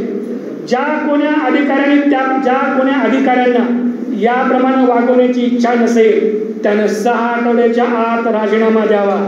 त्याला पेन्शन मिळणार नाही. आपल्या राज्यातील कोणाही इस्माला जनावराप्रमाणे न वागवता मनुष्य प्राण्याप्रमाणे वागवावं. गरीबातल्या गरीब अस्पृश्यांना सुद्धा समतेच्या पायावर वागवावं असा तो आदेश आहे. शिक्षण खात्याला जो आदेश दिलेला आहे त्याच्यामध्ये महाराज असं म्हणतात की प्रत्येक अस्पृश्यासाठी वेगळ्या शाळा बंद केलेल्या होत्या आणि सगळ्यासाठी एकच शाळा सुरू केल्या. शाळेत येणारी जी गरिबांची मुलं आहेत, अस्पृश्यांची मुलं आहेत, त्यांना शिक्षणाची खूप गरज आहे म्हणून त्यांना शिक्षणासाठी पहिल्यांदा संधी द्या. शाळेत येणाऱ्या मुलांचं स्वागत करा. शिक्षकांना त्यांनी म्हटलेलं आहे. ते बोलणार नाहीत, ते बुजरे असतील, गरिबीमुळे न्यूनगंड निर्माण झाला असेल, त्यांना सन्मानानं वागवा, आपलेपणानं वागवा, त्यांना शाळेविषयी प्रेम निर्माण करा, त्यांच्याशी सौजन्यानं वागा. जर असं वागला नाही आणि त्यांच्याविषयी भेदभाव केलेला निदर्शनास आला, नोकरीस मुकावं लागेल. ज्याला हे मान्य नसेल त्यानं राजीनामा द्यावा, पेन्शन मिळणार नाही. अशा प्रकारचे जाहीरनामे होते. म्हणजे शाळेत येणाऱ्या अस्पृश्य मुलांचं स्वागत करून त्यांना प्रेमानं वागवा असे महाराजांनी म्हटलेलं होतं. असे खूप काही गोष्टी त्यांच्या आपल्याला सांगता येतात. मित्र, महाराजांच्या संदर्भात खूप बोलता येतं. त्यांच्या व्यक्तिमत्वाचे काही बाजू आहेत. त्यांचं असं बलंड असं व्यक्तिमत्व होतं. साधारणतः 6.25 फूट अशी त्यांची उंची होती. अहोरात्र ते काम करत असायचे. काम हेच त्यांचं व्यसन होतं. महाराजांनी आपल्या आयुष्यात दारूच्या थेंबाला एकदाही स्पर्श केला नाही, लक्षात घ्या. एकदा ते शिकारीला गेले तिकडे रायबांगड आणि एकदम शिकार करत असताना जखमी झाले. ते पडलेले होते, बेशुद्ध अवस्थेत गेले. तेव्हा कोणीतरी म्हणालं की एक दारूचे 2 थेंब टाकूया वरनं. ते ऐकल्याबरोबर महाराज एकदम खाडकन उठून बसले आणि म्हणाले, खबरदार तर दारूचं नाव काढलं तर. कारण त्यांच्या पूर्वजांचे किंवा वडिलांचं दारूमुळे कसं अतोनात हाल आणि नुकसान झालं हे त्यांनी अनुभवलेलं होतं, पाहिलेलं होतं. म्हणून आपल्या आयुष्यभर दारूच्या थेंबाला सुद्धा त्यांनी स्पर्श केला नाही. शिकार करायचा त्यांना छंद होता, पण कधी कधी ते म्हणायचे की शिकारीमुळं माझा वेळ व्यर्थ जातो. त्यांना आणखी एक नाद होता. ते त्यांच्या एका विशिष्ट अशा गाडीत बसायचे. त्याला खडखडा म्हणायचं किंवा खटारा असं म्हणायचे. ते सोनतरी कॅम्पवरून यायचे किंवा राजवाड्यावर यायचे आणि कोल्हापूर शहरात असा फेरफटका मारायचे. त्या गाडीत बरोबर कोण असायचं? महार, बाण, चांभार जी लोक असतील गोरगरीब अशा लोकांना ते गाडीत बसवायचे. रस्त्यावर दिसते त्यांना गाडीत बसवायचे. ते खटारा असा गच्च भरलेला असायचा. खटारा कुठं निघालाय हे कुणालाच माहीत नसायचं. नुसता असा शहरात फिरायचा. पुन्हा फिरून पहिल्या ठिकाणी जायचा किंवा वेगवेगळ्या ठिकाणी महाराज घेऊन जायचे. नवीन पाहणाऱ्यांना किंवा ब्रिटिश अधिकाऱ्यांना वाटायचं की महाराज हे काय करतायत कुणास ठाऊक, किंवा हे एक वेडेपणाच आहे असं लोकांना वाटायचं. पण त्याच वेळेला महाराज लोकांचं नीट निरीक्षण करायचे. ते गप्पा मारत असायचे, बरोबर चर्ची बोलायचे, पण नजर एकीकडं, कान एकीकडं, बोलायचं एकाशी आणि मनात विचार दुसरा सुरू असायचा. त्या सगळ्या दौऱ्यात लोकांचं निरीक्षण, आपल्या राजधानीत काय चाललेलं आहे, लोकांचे प्रश्न काय आहे, दारिद्र्य काय आहे, किंवा त्या सगळ्या गप्पातनं खरं काय चाललंय ते बाहेर येणं, हे लोकांत मिसळून वागणं असायचं. नाहीतर Z+ सुरक्षित यायचं, 50 फुटावरून भाषणं ठोकायची, हात घालून परत जायचं, अर्ध्या रात्रीच नोटाबंदी करून लोकांना भिकला अन्नाला महाग करायचं. असलं काहीही नव्हतं, लक्षात घ्या. जे काही होतं ते प्रजेसाठी, प्रजेत मिसळून असं सगळ्या गोष्टी महाराज करत असायचे. शिकारीला जेव्हा ते जायचे तेव्हा त्या परिसरातली जी लोक असायची त्यांना शिकारीला बोलवायचे, मत्तीला बोलवायचे, त्यांच्यात मिसळायचे. त्या गोरगरिबाचे दुःख काय आहे ते समजून घ्यायचे आणि त्यांच्यामध्ये काम करत असायचे. महाराजांचा अभ्यास प्रचंड होता, स्मरणशक्ती अफाट होते, लक्षात घ्या. महाराजांचा फोटो वगैरे पाहिल्यानंतर आपल्याला वाटतं की असा एखादा शेतकरी असावा, असा फेटा वगैरे बांधून ते बसलेले जाणवतात आपल्याला. पण प्रचंड अभ्यास होता. इंग्रजी, संस्कृतचे एक प्रकारे स्कॉलर होते ते. त्याची स्वतःची लायब्ररी खूप समृद्ध होती. प्रबोधनकार ठाकरे यांचं माझी स्मरण गाथा नावाचे आत्मचरित्र आहे, ते आवर्जून वाचा. त्याच्यामध्ये त्यांनी असं उल्लेख केलेला आहे की ब्राह्मणाचा इतिहास हे पुस्तक लिहिण्यासाठी ते शाहू महाराजांशी चर्चा करायला गेले. तेव्हा महाराजांनी विचारलं की काय काय वाचलंस. मग त्यांनी 4-2 मराठी पुस्तकांची नावं वाचली. तेव्हा महाराजांनी सांगायला सुरू केलं की युरोपमधल्या या लेखकाचं हे पुस्तक तू वाचलंस का, किंवा इंग्लंडमधनं प्रसिद्ध झालेली हे सिरीज तू वाच, अमेरिकेतल्या काही लेखकांची नावं सांगितली, पुस्तकांची नावं सांगितली, हे वाच. ह्या पानावर हे आहे, काही काही उतारे त्यांनी म्हणून दाखवले, काही काही कोटेशन म्हणून दाखवले. महाराज बोलत होते आणि प्रबोधनकार ठाकरे ऐकत राहिले, त्या अक्षरशः चाटच पडले. खुद्द प्रबोधनकारांची साक्ष आहे. किंवा त्यांच्याबरोबर काही इंग्रजी लोक आली किंवा उच्चवर्णीय लोक आले तर कधी कधी महाराज त्यांच्याशी वेगवेगळ्या विषयावर चर्चा करायची. पण काही शिकलेली, आव आणणारी किंवा कथित स्टेटस पाळून, म्हणजे आपण खूप प्रतिष्ठित आहोत, अभिजन आहोत असं खोट्या प्रतिष्ठेत बोलणारी काही माणसं आली की महाराज मुद्दाम त्याच्यापुढं खेडवळ, गावंडळ, अशुद्ध मराठीत बोलत बसायचे. म्हणजे कोण खोटे प्रतिष्ठेचं मूर्ख पांघरून आलं की त्याला महाराज खेड्यातच काढायचे. शुद्ध बोलणाऱ्या माणसापुढं महाराज मुद्दाम खेड्यातल्या गावठी भाषेत बोलायचे, कशी तरी उत्तर द्यायचे. मग त्यांची एक प्रकारे चेष्टाच करून त्यांना पाठवायचे. पण कोण जर सिरियस विचार करायला आला तर महाराज त्यांचा सगळा व्यासंग अभ्यास, त्यांचे विचार चिंतनात मांडायचे. स्मरणशक्ती अफाट अशी महाराजांच्या खोडी होती. चतुरस्त्र अशा स्वरूपाचं व्यक्तिमत्व होतं. मित्र, महाराजांची राहणीमान हा आपल्या सगळ्यापुढे एक आदर्शवत असा भाग आहे. त्यांचे चिरंजीव प्रिन्स शिवाजी यांचं घोड्यावरनं पडून निधन झालं आणि त्याचा खूप मोठा धक्का महाराजांना बसला. त्यांनी नव्या राजवाड्याचा त्याग केला आणि पन्हाळ्याच्या वाट्यावर एक सोनतळी नावाचं गाव आहे, तिथे त्यांनी एक आश्रम सुरू केला, कॅम्प सुरू केला. तिथं ते राहायचे. बाजलं असतं ना, बाजलं, दोरीनं विणलेलं बाजलं, ते बाजली टाकलेली असायची, त्याच्यावर घोंगडी टाकलेली असायची किंवा चित्याची कातडी अशी 8-10 कातडी टाकलेली असायची, त्याच्यावर महाराज बसायचे. समोर एक 5-7 खुर्च्या मांडलेल्या असायच्या. कोणी भेटायला आलं की एकतर बाजल्यावर बसायचं किंवा त्या खुर्च्यावर बसायचं आणि महाराज तिथनंच राज्यकारभार करत असायचे. महाराजांचं जेवण काय होतं तुम्हाला माहित आहे? भाकरी, पिठलं आणि लसणाची चटणी हा त्यांचा सगळ्यात आवडता मेनू होता. एका छत्रपतीचा, राजाचा सगळ्यात आवडता मेनू हा आहे. भाकरी, चटणी, पिठलं, जे काय असेल ते खायचे. पहाटे 5ला उठायचे, गार पाण्यानं आंघोळ करायचे. त्यांचं सगळ्यात आवडता साधन कुठला होतं माहिती आहे?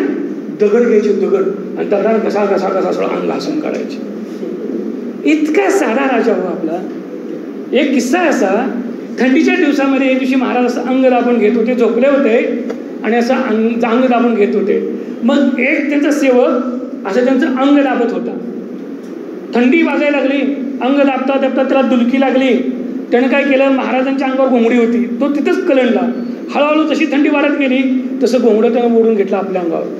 अर्ध्या रात्री खूपच थंडी वाढली, सगळंच घोंगडं त्यानं आपल्या अंगावर घेतलं. झोपीत आपण बी करतो की सगळा पांघरून आपल्यालाच घ्यायचं आणि शेजारच्याला उडं पाडायचं. आपल्याला ते माहीत नसतं. सगळं पांघरून घोंगडं त्यानंच पांघरून घेतलं. थंडी वाजायला लागल्यावर महाराज जागे झाले. त्यांनी बघितलं काय झालंय. सगळं पांघरून त्या सेवकाने घेतलेलं, काही त्याला बोलले नाही. सरळ उठले, पहारेकऱ्यांनी शेकोटे पेटवल्या होत्या, तिथं जा गेले आणि आरामात शेकत बसले. पहाटे ह्या सेवकाला जाग आली. बघतो तर महाराज तिथं नाहीत. घोंगडं आपल्या अंगावर आहे, आपण पांघरून झोपलोय. महाराजांना बघितलं तिथं शेकत बसलेत. हे ऐकल्याबरोबर बघितल्याबरोबर तो हादरलाच. आता आपलं काय खरं नाही. तिथनं जे पळून गेला ते 4 दिवस गडी गायबच, कुठं घावीच ना. आता महाराजांना आपल्याला पकडणार आणि ठोकणार असं अशी त्याला भीती वाटायला लागली. शेवटी त्याला शोधून काढलं गेलं, महाराजांच्या पुढे आणलं. थर कापत तो महाराजांच्या पुढे आला. महाराज त्याच्याकडे बघितलं, हसायला लागले आणि सगळ्यांना त्यांनी हा किस्सा सांगितला. लक्षात घ्या, आपल्या एक राजा आपल्या सेवकानं घोंगडी पाहून घेऊन तो माफ करतोय, त्याला सन्मानात शोधून बोलवून घेतोय, त्याचं कौतुक करतोय. अनेकदा ते काय करायचे, घोंगडं पांघरून बसायचे. लोक आलेली असायची आणि महाराज मुद्दाम घोंगडं पांघरून बसायचे. कोणी तर त्यांना म्हणलं, महाराज हे आपल्याला शोभत नाही, आपण छत्रपती आहात, राजे आहात संस्थांचे, घोंगडं पांघरून का बसताय? मित्रांनो, महाराजांचं उत्तर होतं, त्यांच्या शब्दात सांगतो, घोंगडं हे मराठ्यांचं महावस्त्र आहे. आमच्या शिवछत्रपतींनी, त्यांच्या मावळ्यांनी, खेड्यापाड्याच्या लोकांनी ही घोंगडी अंतरून, घोंगडी पांघरूनच स्वराज्य मिळवलं. सगळे जे मावळे होते त्यांचं अंथरून पांघरून काय होतं, घोंगडं, आणि त्यांनी स्वराज्य मिळवलंय. ही जी गादी ना शिवछत्रपतीची, ही घोंगडीवाल्यांनी मिळवलेली आहे. घोंगडं हे आमचं महावस्त्र आहे. हे महाराजांचे शब्द होते, लक्षात घ्या. आज असं असतं, मगाशी मी सांगितलं तसं घोंगडं पांघरलेल्या त्या सेवकाला महाराजांनी माफ करून सन्मानानं बोलवलं होतं. आज कधी कधी आपण बातम्या ऐकतो, आपल्या देशातल्या एका कथित सम्राटांच्या विमानात काहीतरी गैरसोय झाली किंवा उतरताना शिष्टाचार चुकले, बडतर्फ, निलंबित, चौकशी, गुन्हे दाखल. ऐकतो का नाही आपण? कुणाच्या तरी सेवेत किंवा शिष्टाचार किंवा प्रोटोकॉल मध्ये काहीतरी गडबड झाली की ज्याच्याकडे जबाबदारी आहे निलंबित, बडतर्फच. लोकशाही आहे ना हो, लोकांचं राज्य आहे ना, लोकप्रतिनिधी आहेत ना, प्रधान सेवक आहेत ना, म्हणून शाहूराजा आठवायचा आहे. लक्षात घ्या. आपण चेक दिला पाहिजे या सगळ्याला.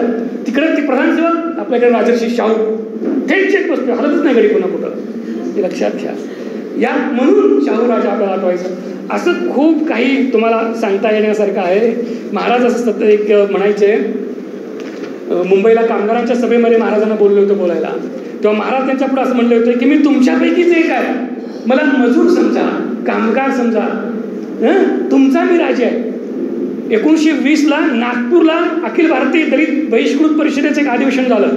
बाबासाहेब त्या परिषदेला होते, महाराजांना प्रमुख पाहुणे म्हणून बोलले होते. महाराज नागपूरला यायला लागलेत म्हणल्यावर महाराजांची बदनाम करण्यासाठी मोठमोठी पोस्टर नागपूरमध्ये लावली. धेडोंका राजा असं पोस्टरमध्ये लावलेलं होतं, धेडोंका राजा. नागपूरकर जे भोसले होते ते महाराजांचे नातेवाईक होते.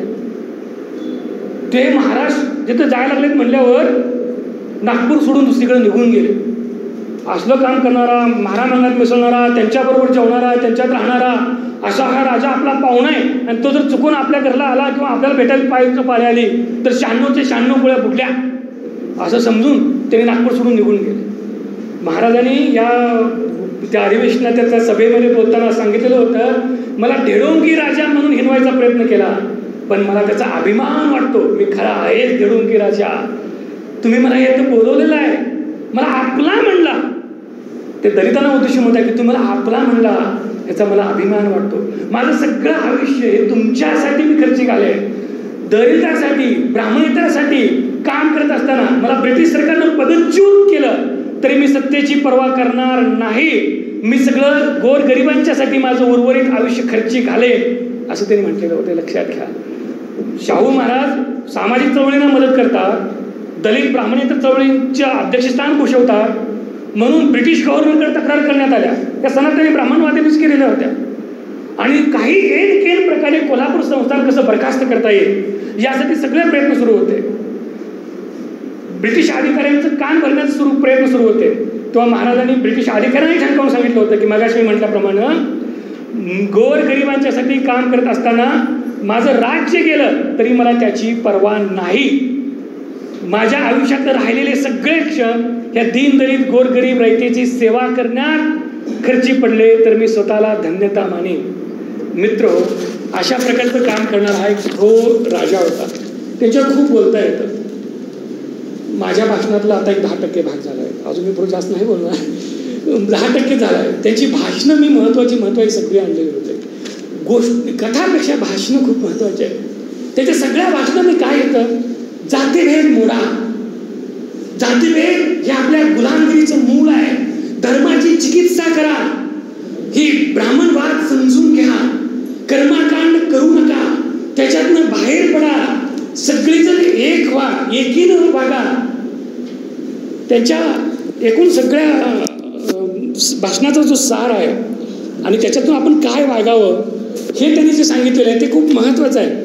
शिक्षणाशिवाय आपल्या देशाची उन्नती होणार नाही असं ते म्हणतात. म्हणून सक्तीच्या शिक्षणाचा आग्रह धरतात. आपण आपापसात भेदभाव, फाटाफूट सगळं टाळूया असा ते आग्रह करतात.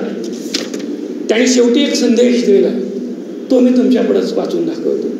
ते असं म्हणतात की प्यारे बंधू हो, एक व्हा, जोराचा प्रयत्न करा, बौद्धिक गुलामगिरीतून सुटून जा, स्वतंत्रतेकरिता जीव द्या.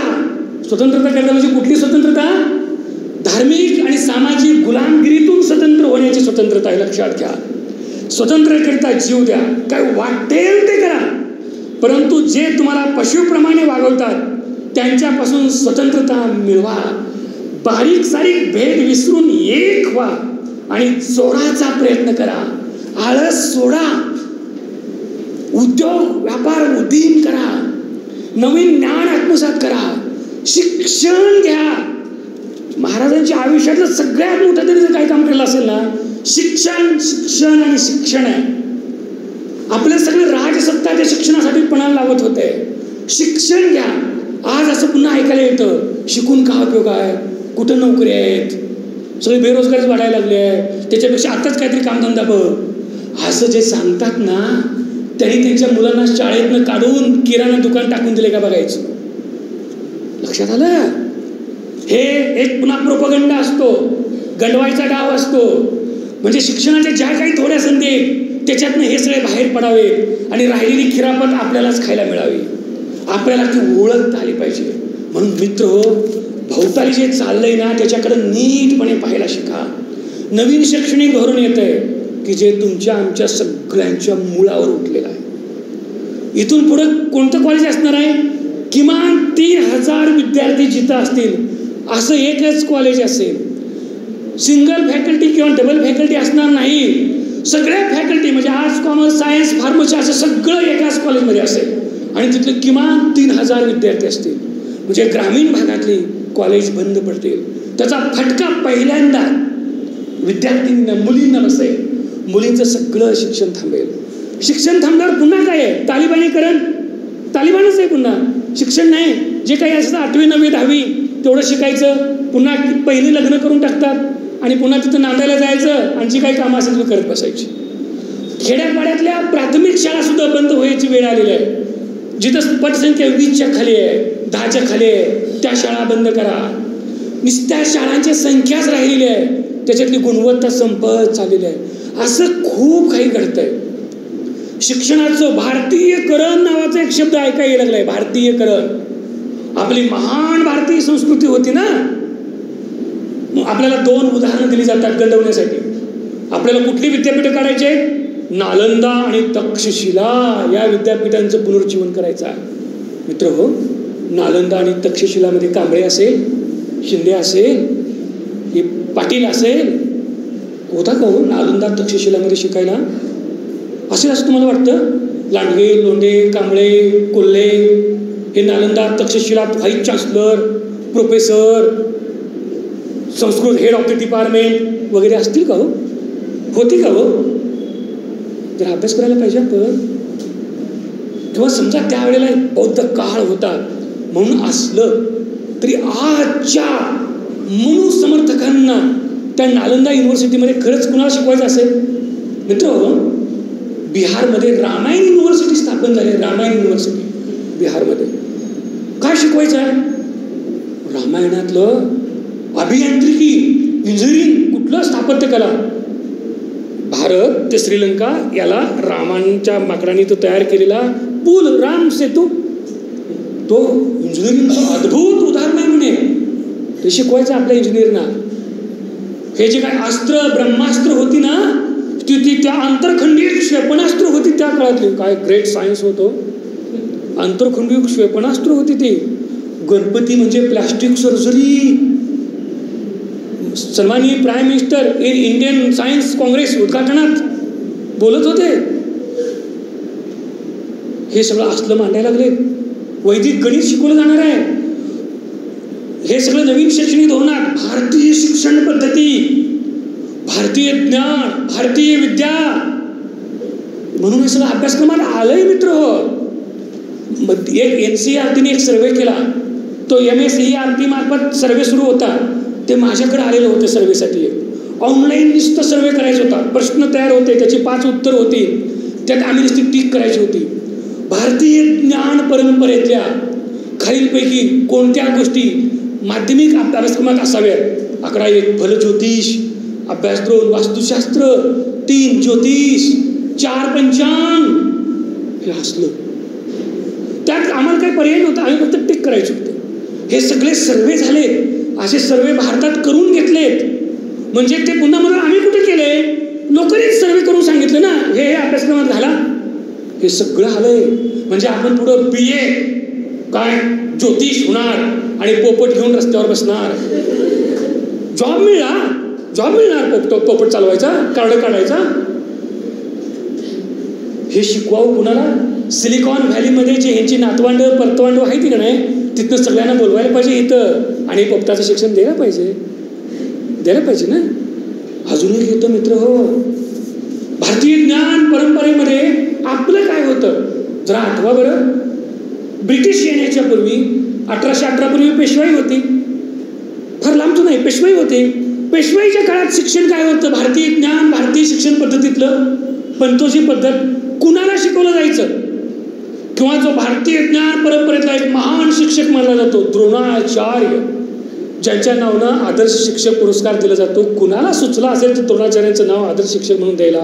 आणि नेहरूसारख्या विज्ञानवादी प्रधानमंत्र्यांनी काय म्हणून ते स्वीकारलं असेल कुणास ठाऊक.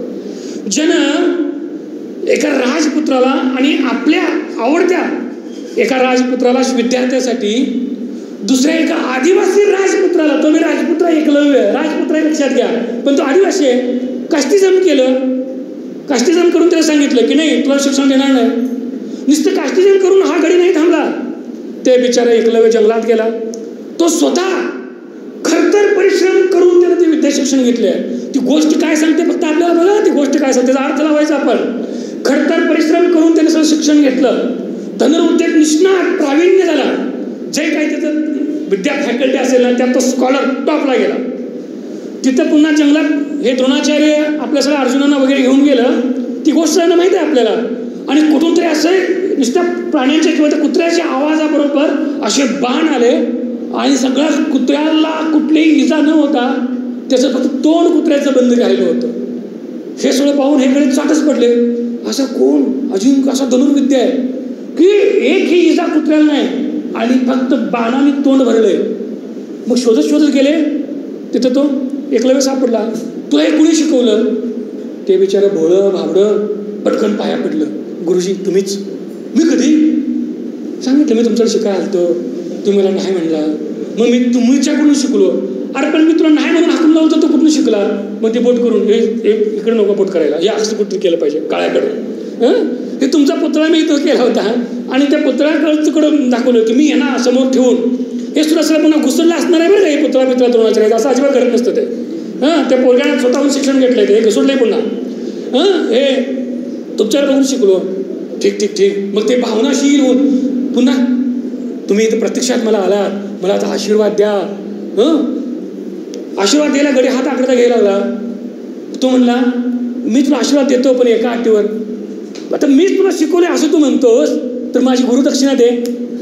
हे गुरुदक्षिणा नावाचे तर हे सरळ सरळ पैसे काढण्याचा धंदा होतं. तुम्हाला सांगतो नाव गुरुदक्षिणा, थेट भीक होते, ते पैसेच काढणं होतं. आता हे डोनेशन वगैरे घेत नाहीत का? तसं डोनेशनच होतं त्या काळातलं. गुरुदक्षिणा त्याला म्हणायचं. आता आपण डोनेशन म्हणतो, लाच म्हणतो. लक्षात काय खाजगी विद्यापीठ वगैरे जसं घेतात तसं ते गडी डोनेशनच घ्यायचे त्यावेळेला. तर मग द्रोणाचार्यांनी मग हे पाया पडलं. तुम्हाला पुढचं माहीत आहे गुरुदक्षिणा देतो म्हणलं काय? ज्या अंगठ्यानं त्या सगळ्या धनुष्याला बाण लावला जायचा, प्रत्येकाच्या खेचली जायची, तो अंगठा मला दे. हादरून गेला तो एकलव्य. त्याची सगळा कष्ट परिश्रम सगळं एका क्षणात मातीमोल झालं. तो संबंध त्या विद्येतनंच बाहेर जाणार होता, तरी त्याने त्या अंगठा कापून दिला. मित्र ही गोष्ट अशी गोष्ट म्हणून बघू नका.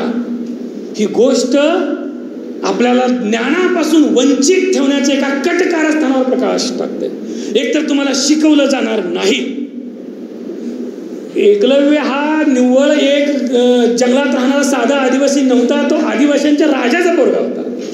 भारतीय ज्ञान विद्या काय होती पहा. त्या आदिवासी राजाच्या राजपुत्राला सुद्धा शिकवलं नाही. मग बाकीच्या आदिवासींना काय शिकवलं जात असेल का? शेतकरी कष्टकऱ्यांना काय शिकवलं जात असेल का हे बघा.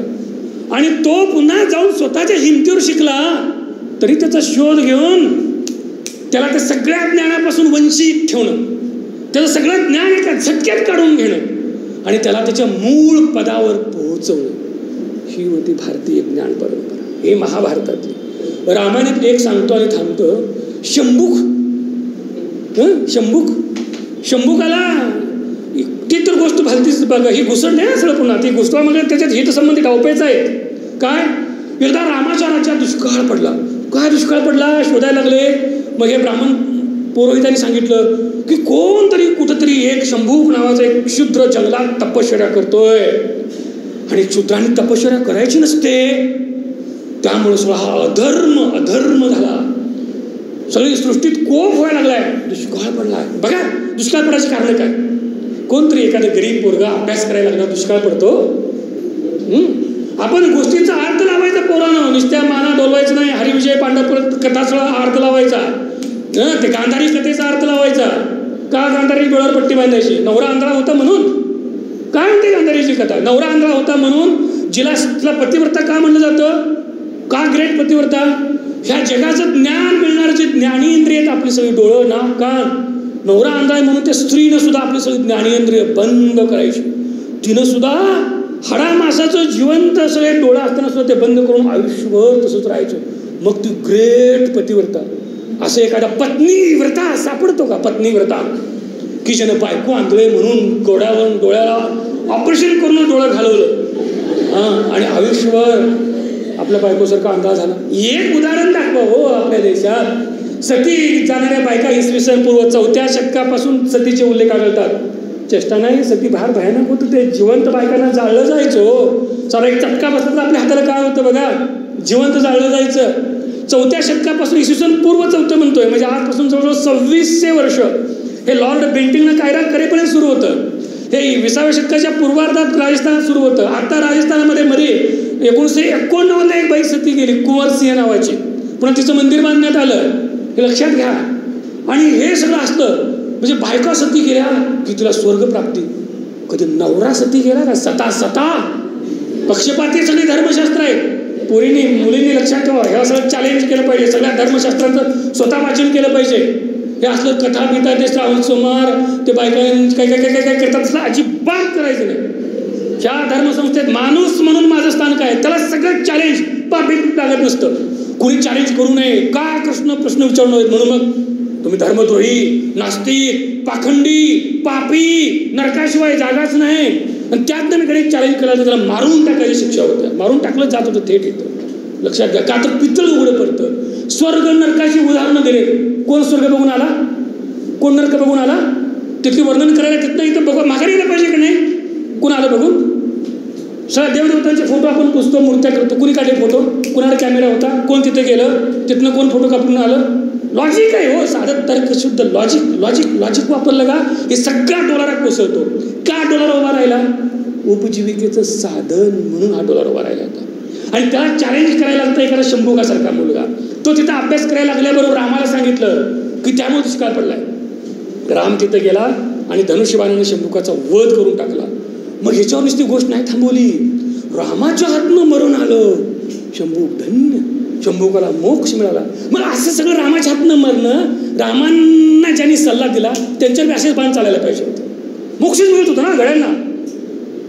ह्या घटनांचा अर्थ लावायला शिका. महाभारताचा अर्थ लावा, रामायणाचा अर्थ लावला.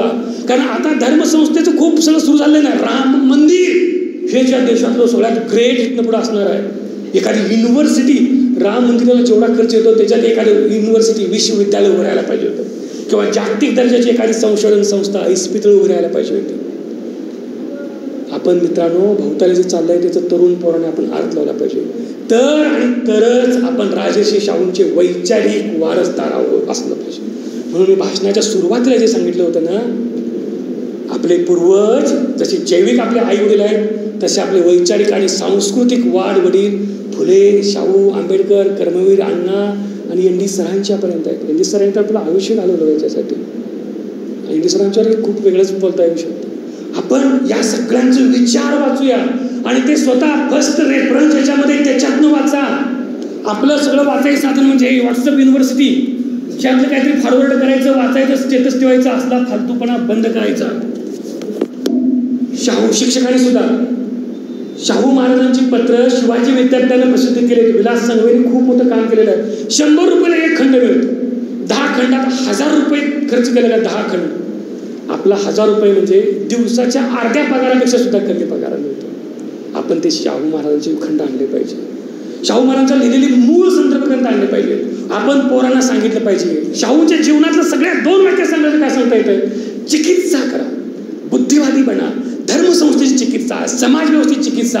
आणि त्या चिकित्सा करत असताना त्यातलं सामान्य माणसाचं हित केंद्रस्थानी ठेवून करा. आपण अशी चिकित्सा करूया.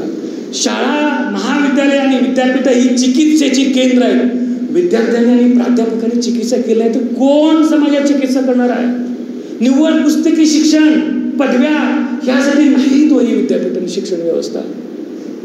सॉक्रेटिसचे रस्त्यावर तरुणांना विचार करायला शिकवायचा, प्रश्न विचारायला लावायचा, चिकित्सा करायला लावायचा. त्याच्यातनं ती सगळे एक तत्वज्ञानाची परंपरा प्लेटोची वगैरे तिकडे ग्रीकमध्ये निर्माण झाली. आपण विद्यार्थ्यांनी सुद्धा प्रश्न विचारले पाहिजे, शिक्षकांनी प्रश्न उपस्थित केले पाहिजे. पण आता प्रश्न विचारायलाच बंदी लागल्या. बोलला देशद्रोही, नाही बोलला जय श्रीराम म्हटला देशभक्त. काय कुणीकडे आपण चाललोय मित्रांनो? आपण रामायण काळात जायचंय, महाभारत जायचंय का मध्ययुगातल्या ह्या रानटी टोळ्या रस्त्यावर येऊन झुंड करत होत्या अशा टोळीयुगात आपल्याला जायचंय की आपल्या या प्रिय महान देशाला, आपल्या मातृभूमीला आधुनिक विज्ञानाच्या जगात घेऊन जायचं आहे? युरोप कुठे आहे बघा, ते युरोपमधल्या बारक्या राष्ट्रांचं एक युरोपियन युनियन येत आहे, एक युरोपियन संसद आहे, त्याचं युरो नावाचं कॉमन चलन आहे. अमेरिका कुठं आहे आणि आपण कुठं आहोत? युरोप आणि अमेरिकेच्या नोकरीच्या संधी आहेत. तिथं ह्या प्रस्थापितांची मुलं जातात, तिथले सगळे कायदे पाळायचं, तिथं त्यांच्या मुलांना नातवंडांना परतवंडांना तिथं शिक्षण द्यायचं, तिथं सगळं भौतिक लाभ घ्यायचे. पण इकडं आपल्या देशातली जी महागची लोक आहेत ती महाग तशीच राहिली पाहिजेत आणि पुन्हा गोमूत्रातनं संशोधन करून सगळ्या रोगावर इलाज शोधायचं काम आयुष मंत्रालयाच्या मार्फत केलं पाहिजे. हे इकडे पुन्हा सुरू केलेलं आहे. लक्षात घ्या, आपण विज्ञानिष्ठ बनूया, चिकित्सक बनूया. आपण एवढं तरी करू शकतो. तुम्ही स्वतः विचारी बना. डॉक्टर आर साळुंखेच्या शब्दात आपल्या धडावर आपलंच डोकं, बहुजन हिताय बहुजन सुखाय, आपले सगळे विचार करणे. किंवा बुद्धाने सांगितलेल्या प्रमाणे अदीप भव, स्वयंप्रकाशित व्हायचं. तुम्ही सगळेजण स्वयंप्रकाशित झाला तर राजर्षी शाहूंच्या स्मृती शताब्दी निमित्तानं वर्षभर आपण काहीतरी करून केलं दाखवल्यासारखं होईल. किंवा मी अगदी सुरुवातीला सांगितल्याप्रमाणे महाराजांनी जे करून ठेवलं त्यामुळे आपण इथं आलोय. इथनं आपल्याला असं पुढं जायचं आहे की येत्या 5-10 वर्षात सगळं आपण नाही संपणार. आपल्याबरोबर पुढच्या हजारो पिढ्यांना आपण संपवून मनुवादी गुलामगिरीत जायचंय का? ह्या एका कडे लोटाच्या टोकावर आपण उभा आहे. मग तिथं आपण जायचं आहे का थांबायचा नाही विचार करायचा. म्हणून तुम्ही स्वतः बदला. आपले भाऊ भावंड यांना विचार करायला लावायचं. आई वडिलांना सांगा, मित्रांना सांगायचं. आपल्या मुलांचा जे ग्रुप आहे त्या ग्रुपमध्ये डिबेट चर्चा करायची. टीव्हीवर आपण काय बघतोय, कोण काय सांगतंय, व्हॉट्सअपवर काय आलं, असे डिबेट चर्चा प्रखर बुद्धिवादी वैज्ञानिक दृष्टीने करायच्या. आणि ह्या अशा डिबेट चर्चेतनंच आपला एक आधुनिक वैज्ञानिक समाज निर्माण होत जाईल. शाहू महाराजांच्या शताब्दी वर्षात असे 100 शाहूंची मुलं मुली तयार झाली ना तर या महाराजांचं एवढं सगळं आयुष्यभराचं काम सार्थकी लागेल. नुसती 350 व्याख्यानं झाली, महाराष्ट्रभर 100 सेकंद आदरांजली वाहिली, बातम्या आल्या, स्मृती शताब्दी साजरी केली. हे प्रतिकात्मक होईल, निव्वळ जयजयकारात्मक राहील आणि प्रस्थापित लोकांना तेच हवं असतं. आपण त्याच्या पल्याआड जाऊया. आपण विचार, चिकित्सा आणि त्याच्यातून आपलं स्वतःचं आणि येणाऱ्या सगळ्या बहुजन पिढ्यांचं आयुष्य एक विज्ञान, आधुनिकता, स्वातंत्र्य, समता या बंधुभावातनं पुढे नेण्याचा प्रयत्न करूया. आपण सगळेजण ते कराल अशी अपेक्षा व्यक्त करतो. कारण आपण सगळे शाहूंची मुलं मुली आहोत. आपण ते केलंच पाहिजे. करणार ना? मला काहीतरी बोलून तुम्ही सांगायचं बाबा, ते केलं पाहिजे. शाहू महाराजांचं वाचलं पाहिजे. शाहू महाराजांची भाषणं वाचा, शाहू महाराजांचे हुकुमनामे वाचा. कोल्हापूरला कधी गेला तर आर्काईव्हमध्ये जावा, तिथं सरकारी दप्तरखाना आहे आणि तिथं शाहू महाराजांनी सगळे सरकारी काढलेले आदेश आहे. प्रत्येक आदेश वाचून त्याच्यावर शाहू महाराजांचे सही आहेत ते बघा. 48 वर्षाच्या आयुष्यात 20 वर्ष ते राजा होते. हजारो कागदपत्रावर स्वतःच्या सही आहेत त्यांच्या. शाहू महाराजांचा सगळा व्याप पाहता त्यांनी ते सगळे आदेश, हुकुमनामे, न्यायदिवाडे वाचून कधी सह्या केल्या असतील आपल्याला चाट पडतो. आपण एक प्रचंड काम करण्याची एक प्रचंड दुर्दम्य इच्छाशक्ती त्यांच्याकडे होती. किती बोलावं आपल्या राजावर, लक्षात घ्या. त्याच्यातनं आपण खूप काही घेऊ शकतो. आपण हे सगळं करूया. करणार का नाही? तुम्ही होय म्हणल्याशिवाय तर मी माझं भाषण बंद करणार नाही सांगतो. तुम्ही मला जरा मोठ्या आवाजात आणि हिथून खरं खरं सांगायचं, एक तरी पुस्तक शाहू महाराजांचं वाचणार. कर्मकांड करणं, धार्मिक गुलामगिरीत जाणं बंद करणार. लगेच पाप लागून नरकात जाते. चिकित्सा करा, विचार करा, शाहू महाराजांनी काय लिहिले वाचा आणि खरंच त्याच्यावर आपलं काही भलं आहे का बघा. एक प्रखर विज्ञान निशिष्ट व्हायचं, आधुनिक व्हायचं, चांगलं शिक्षण घ्यायचं. पोरा आणि मुलामुलींना शाहू महाराजांनी काय सांगितलं? शिक्षण. यासाठी एक तरी ठरवा, मी शिक्षण घेऊन टॉपला जाईल आणि शाहू विचारून टॉपला जाईल. शाहू महाराजांना माझी स्मृती शताब्दी आदरांजली काय?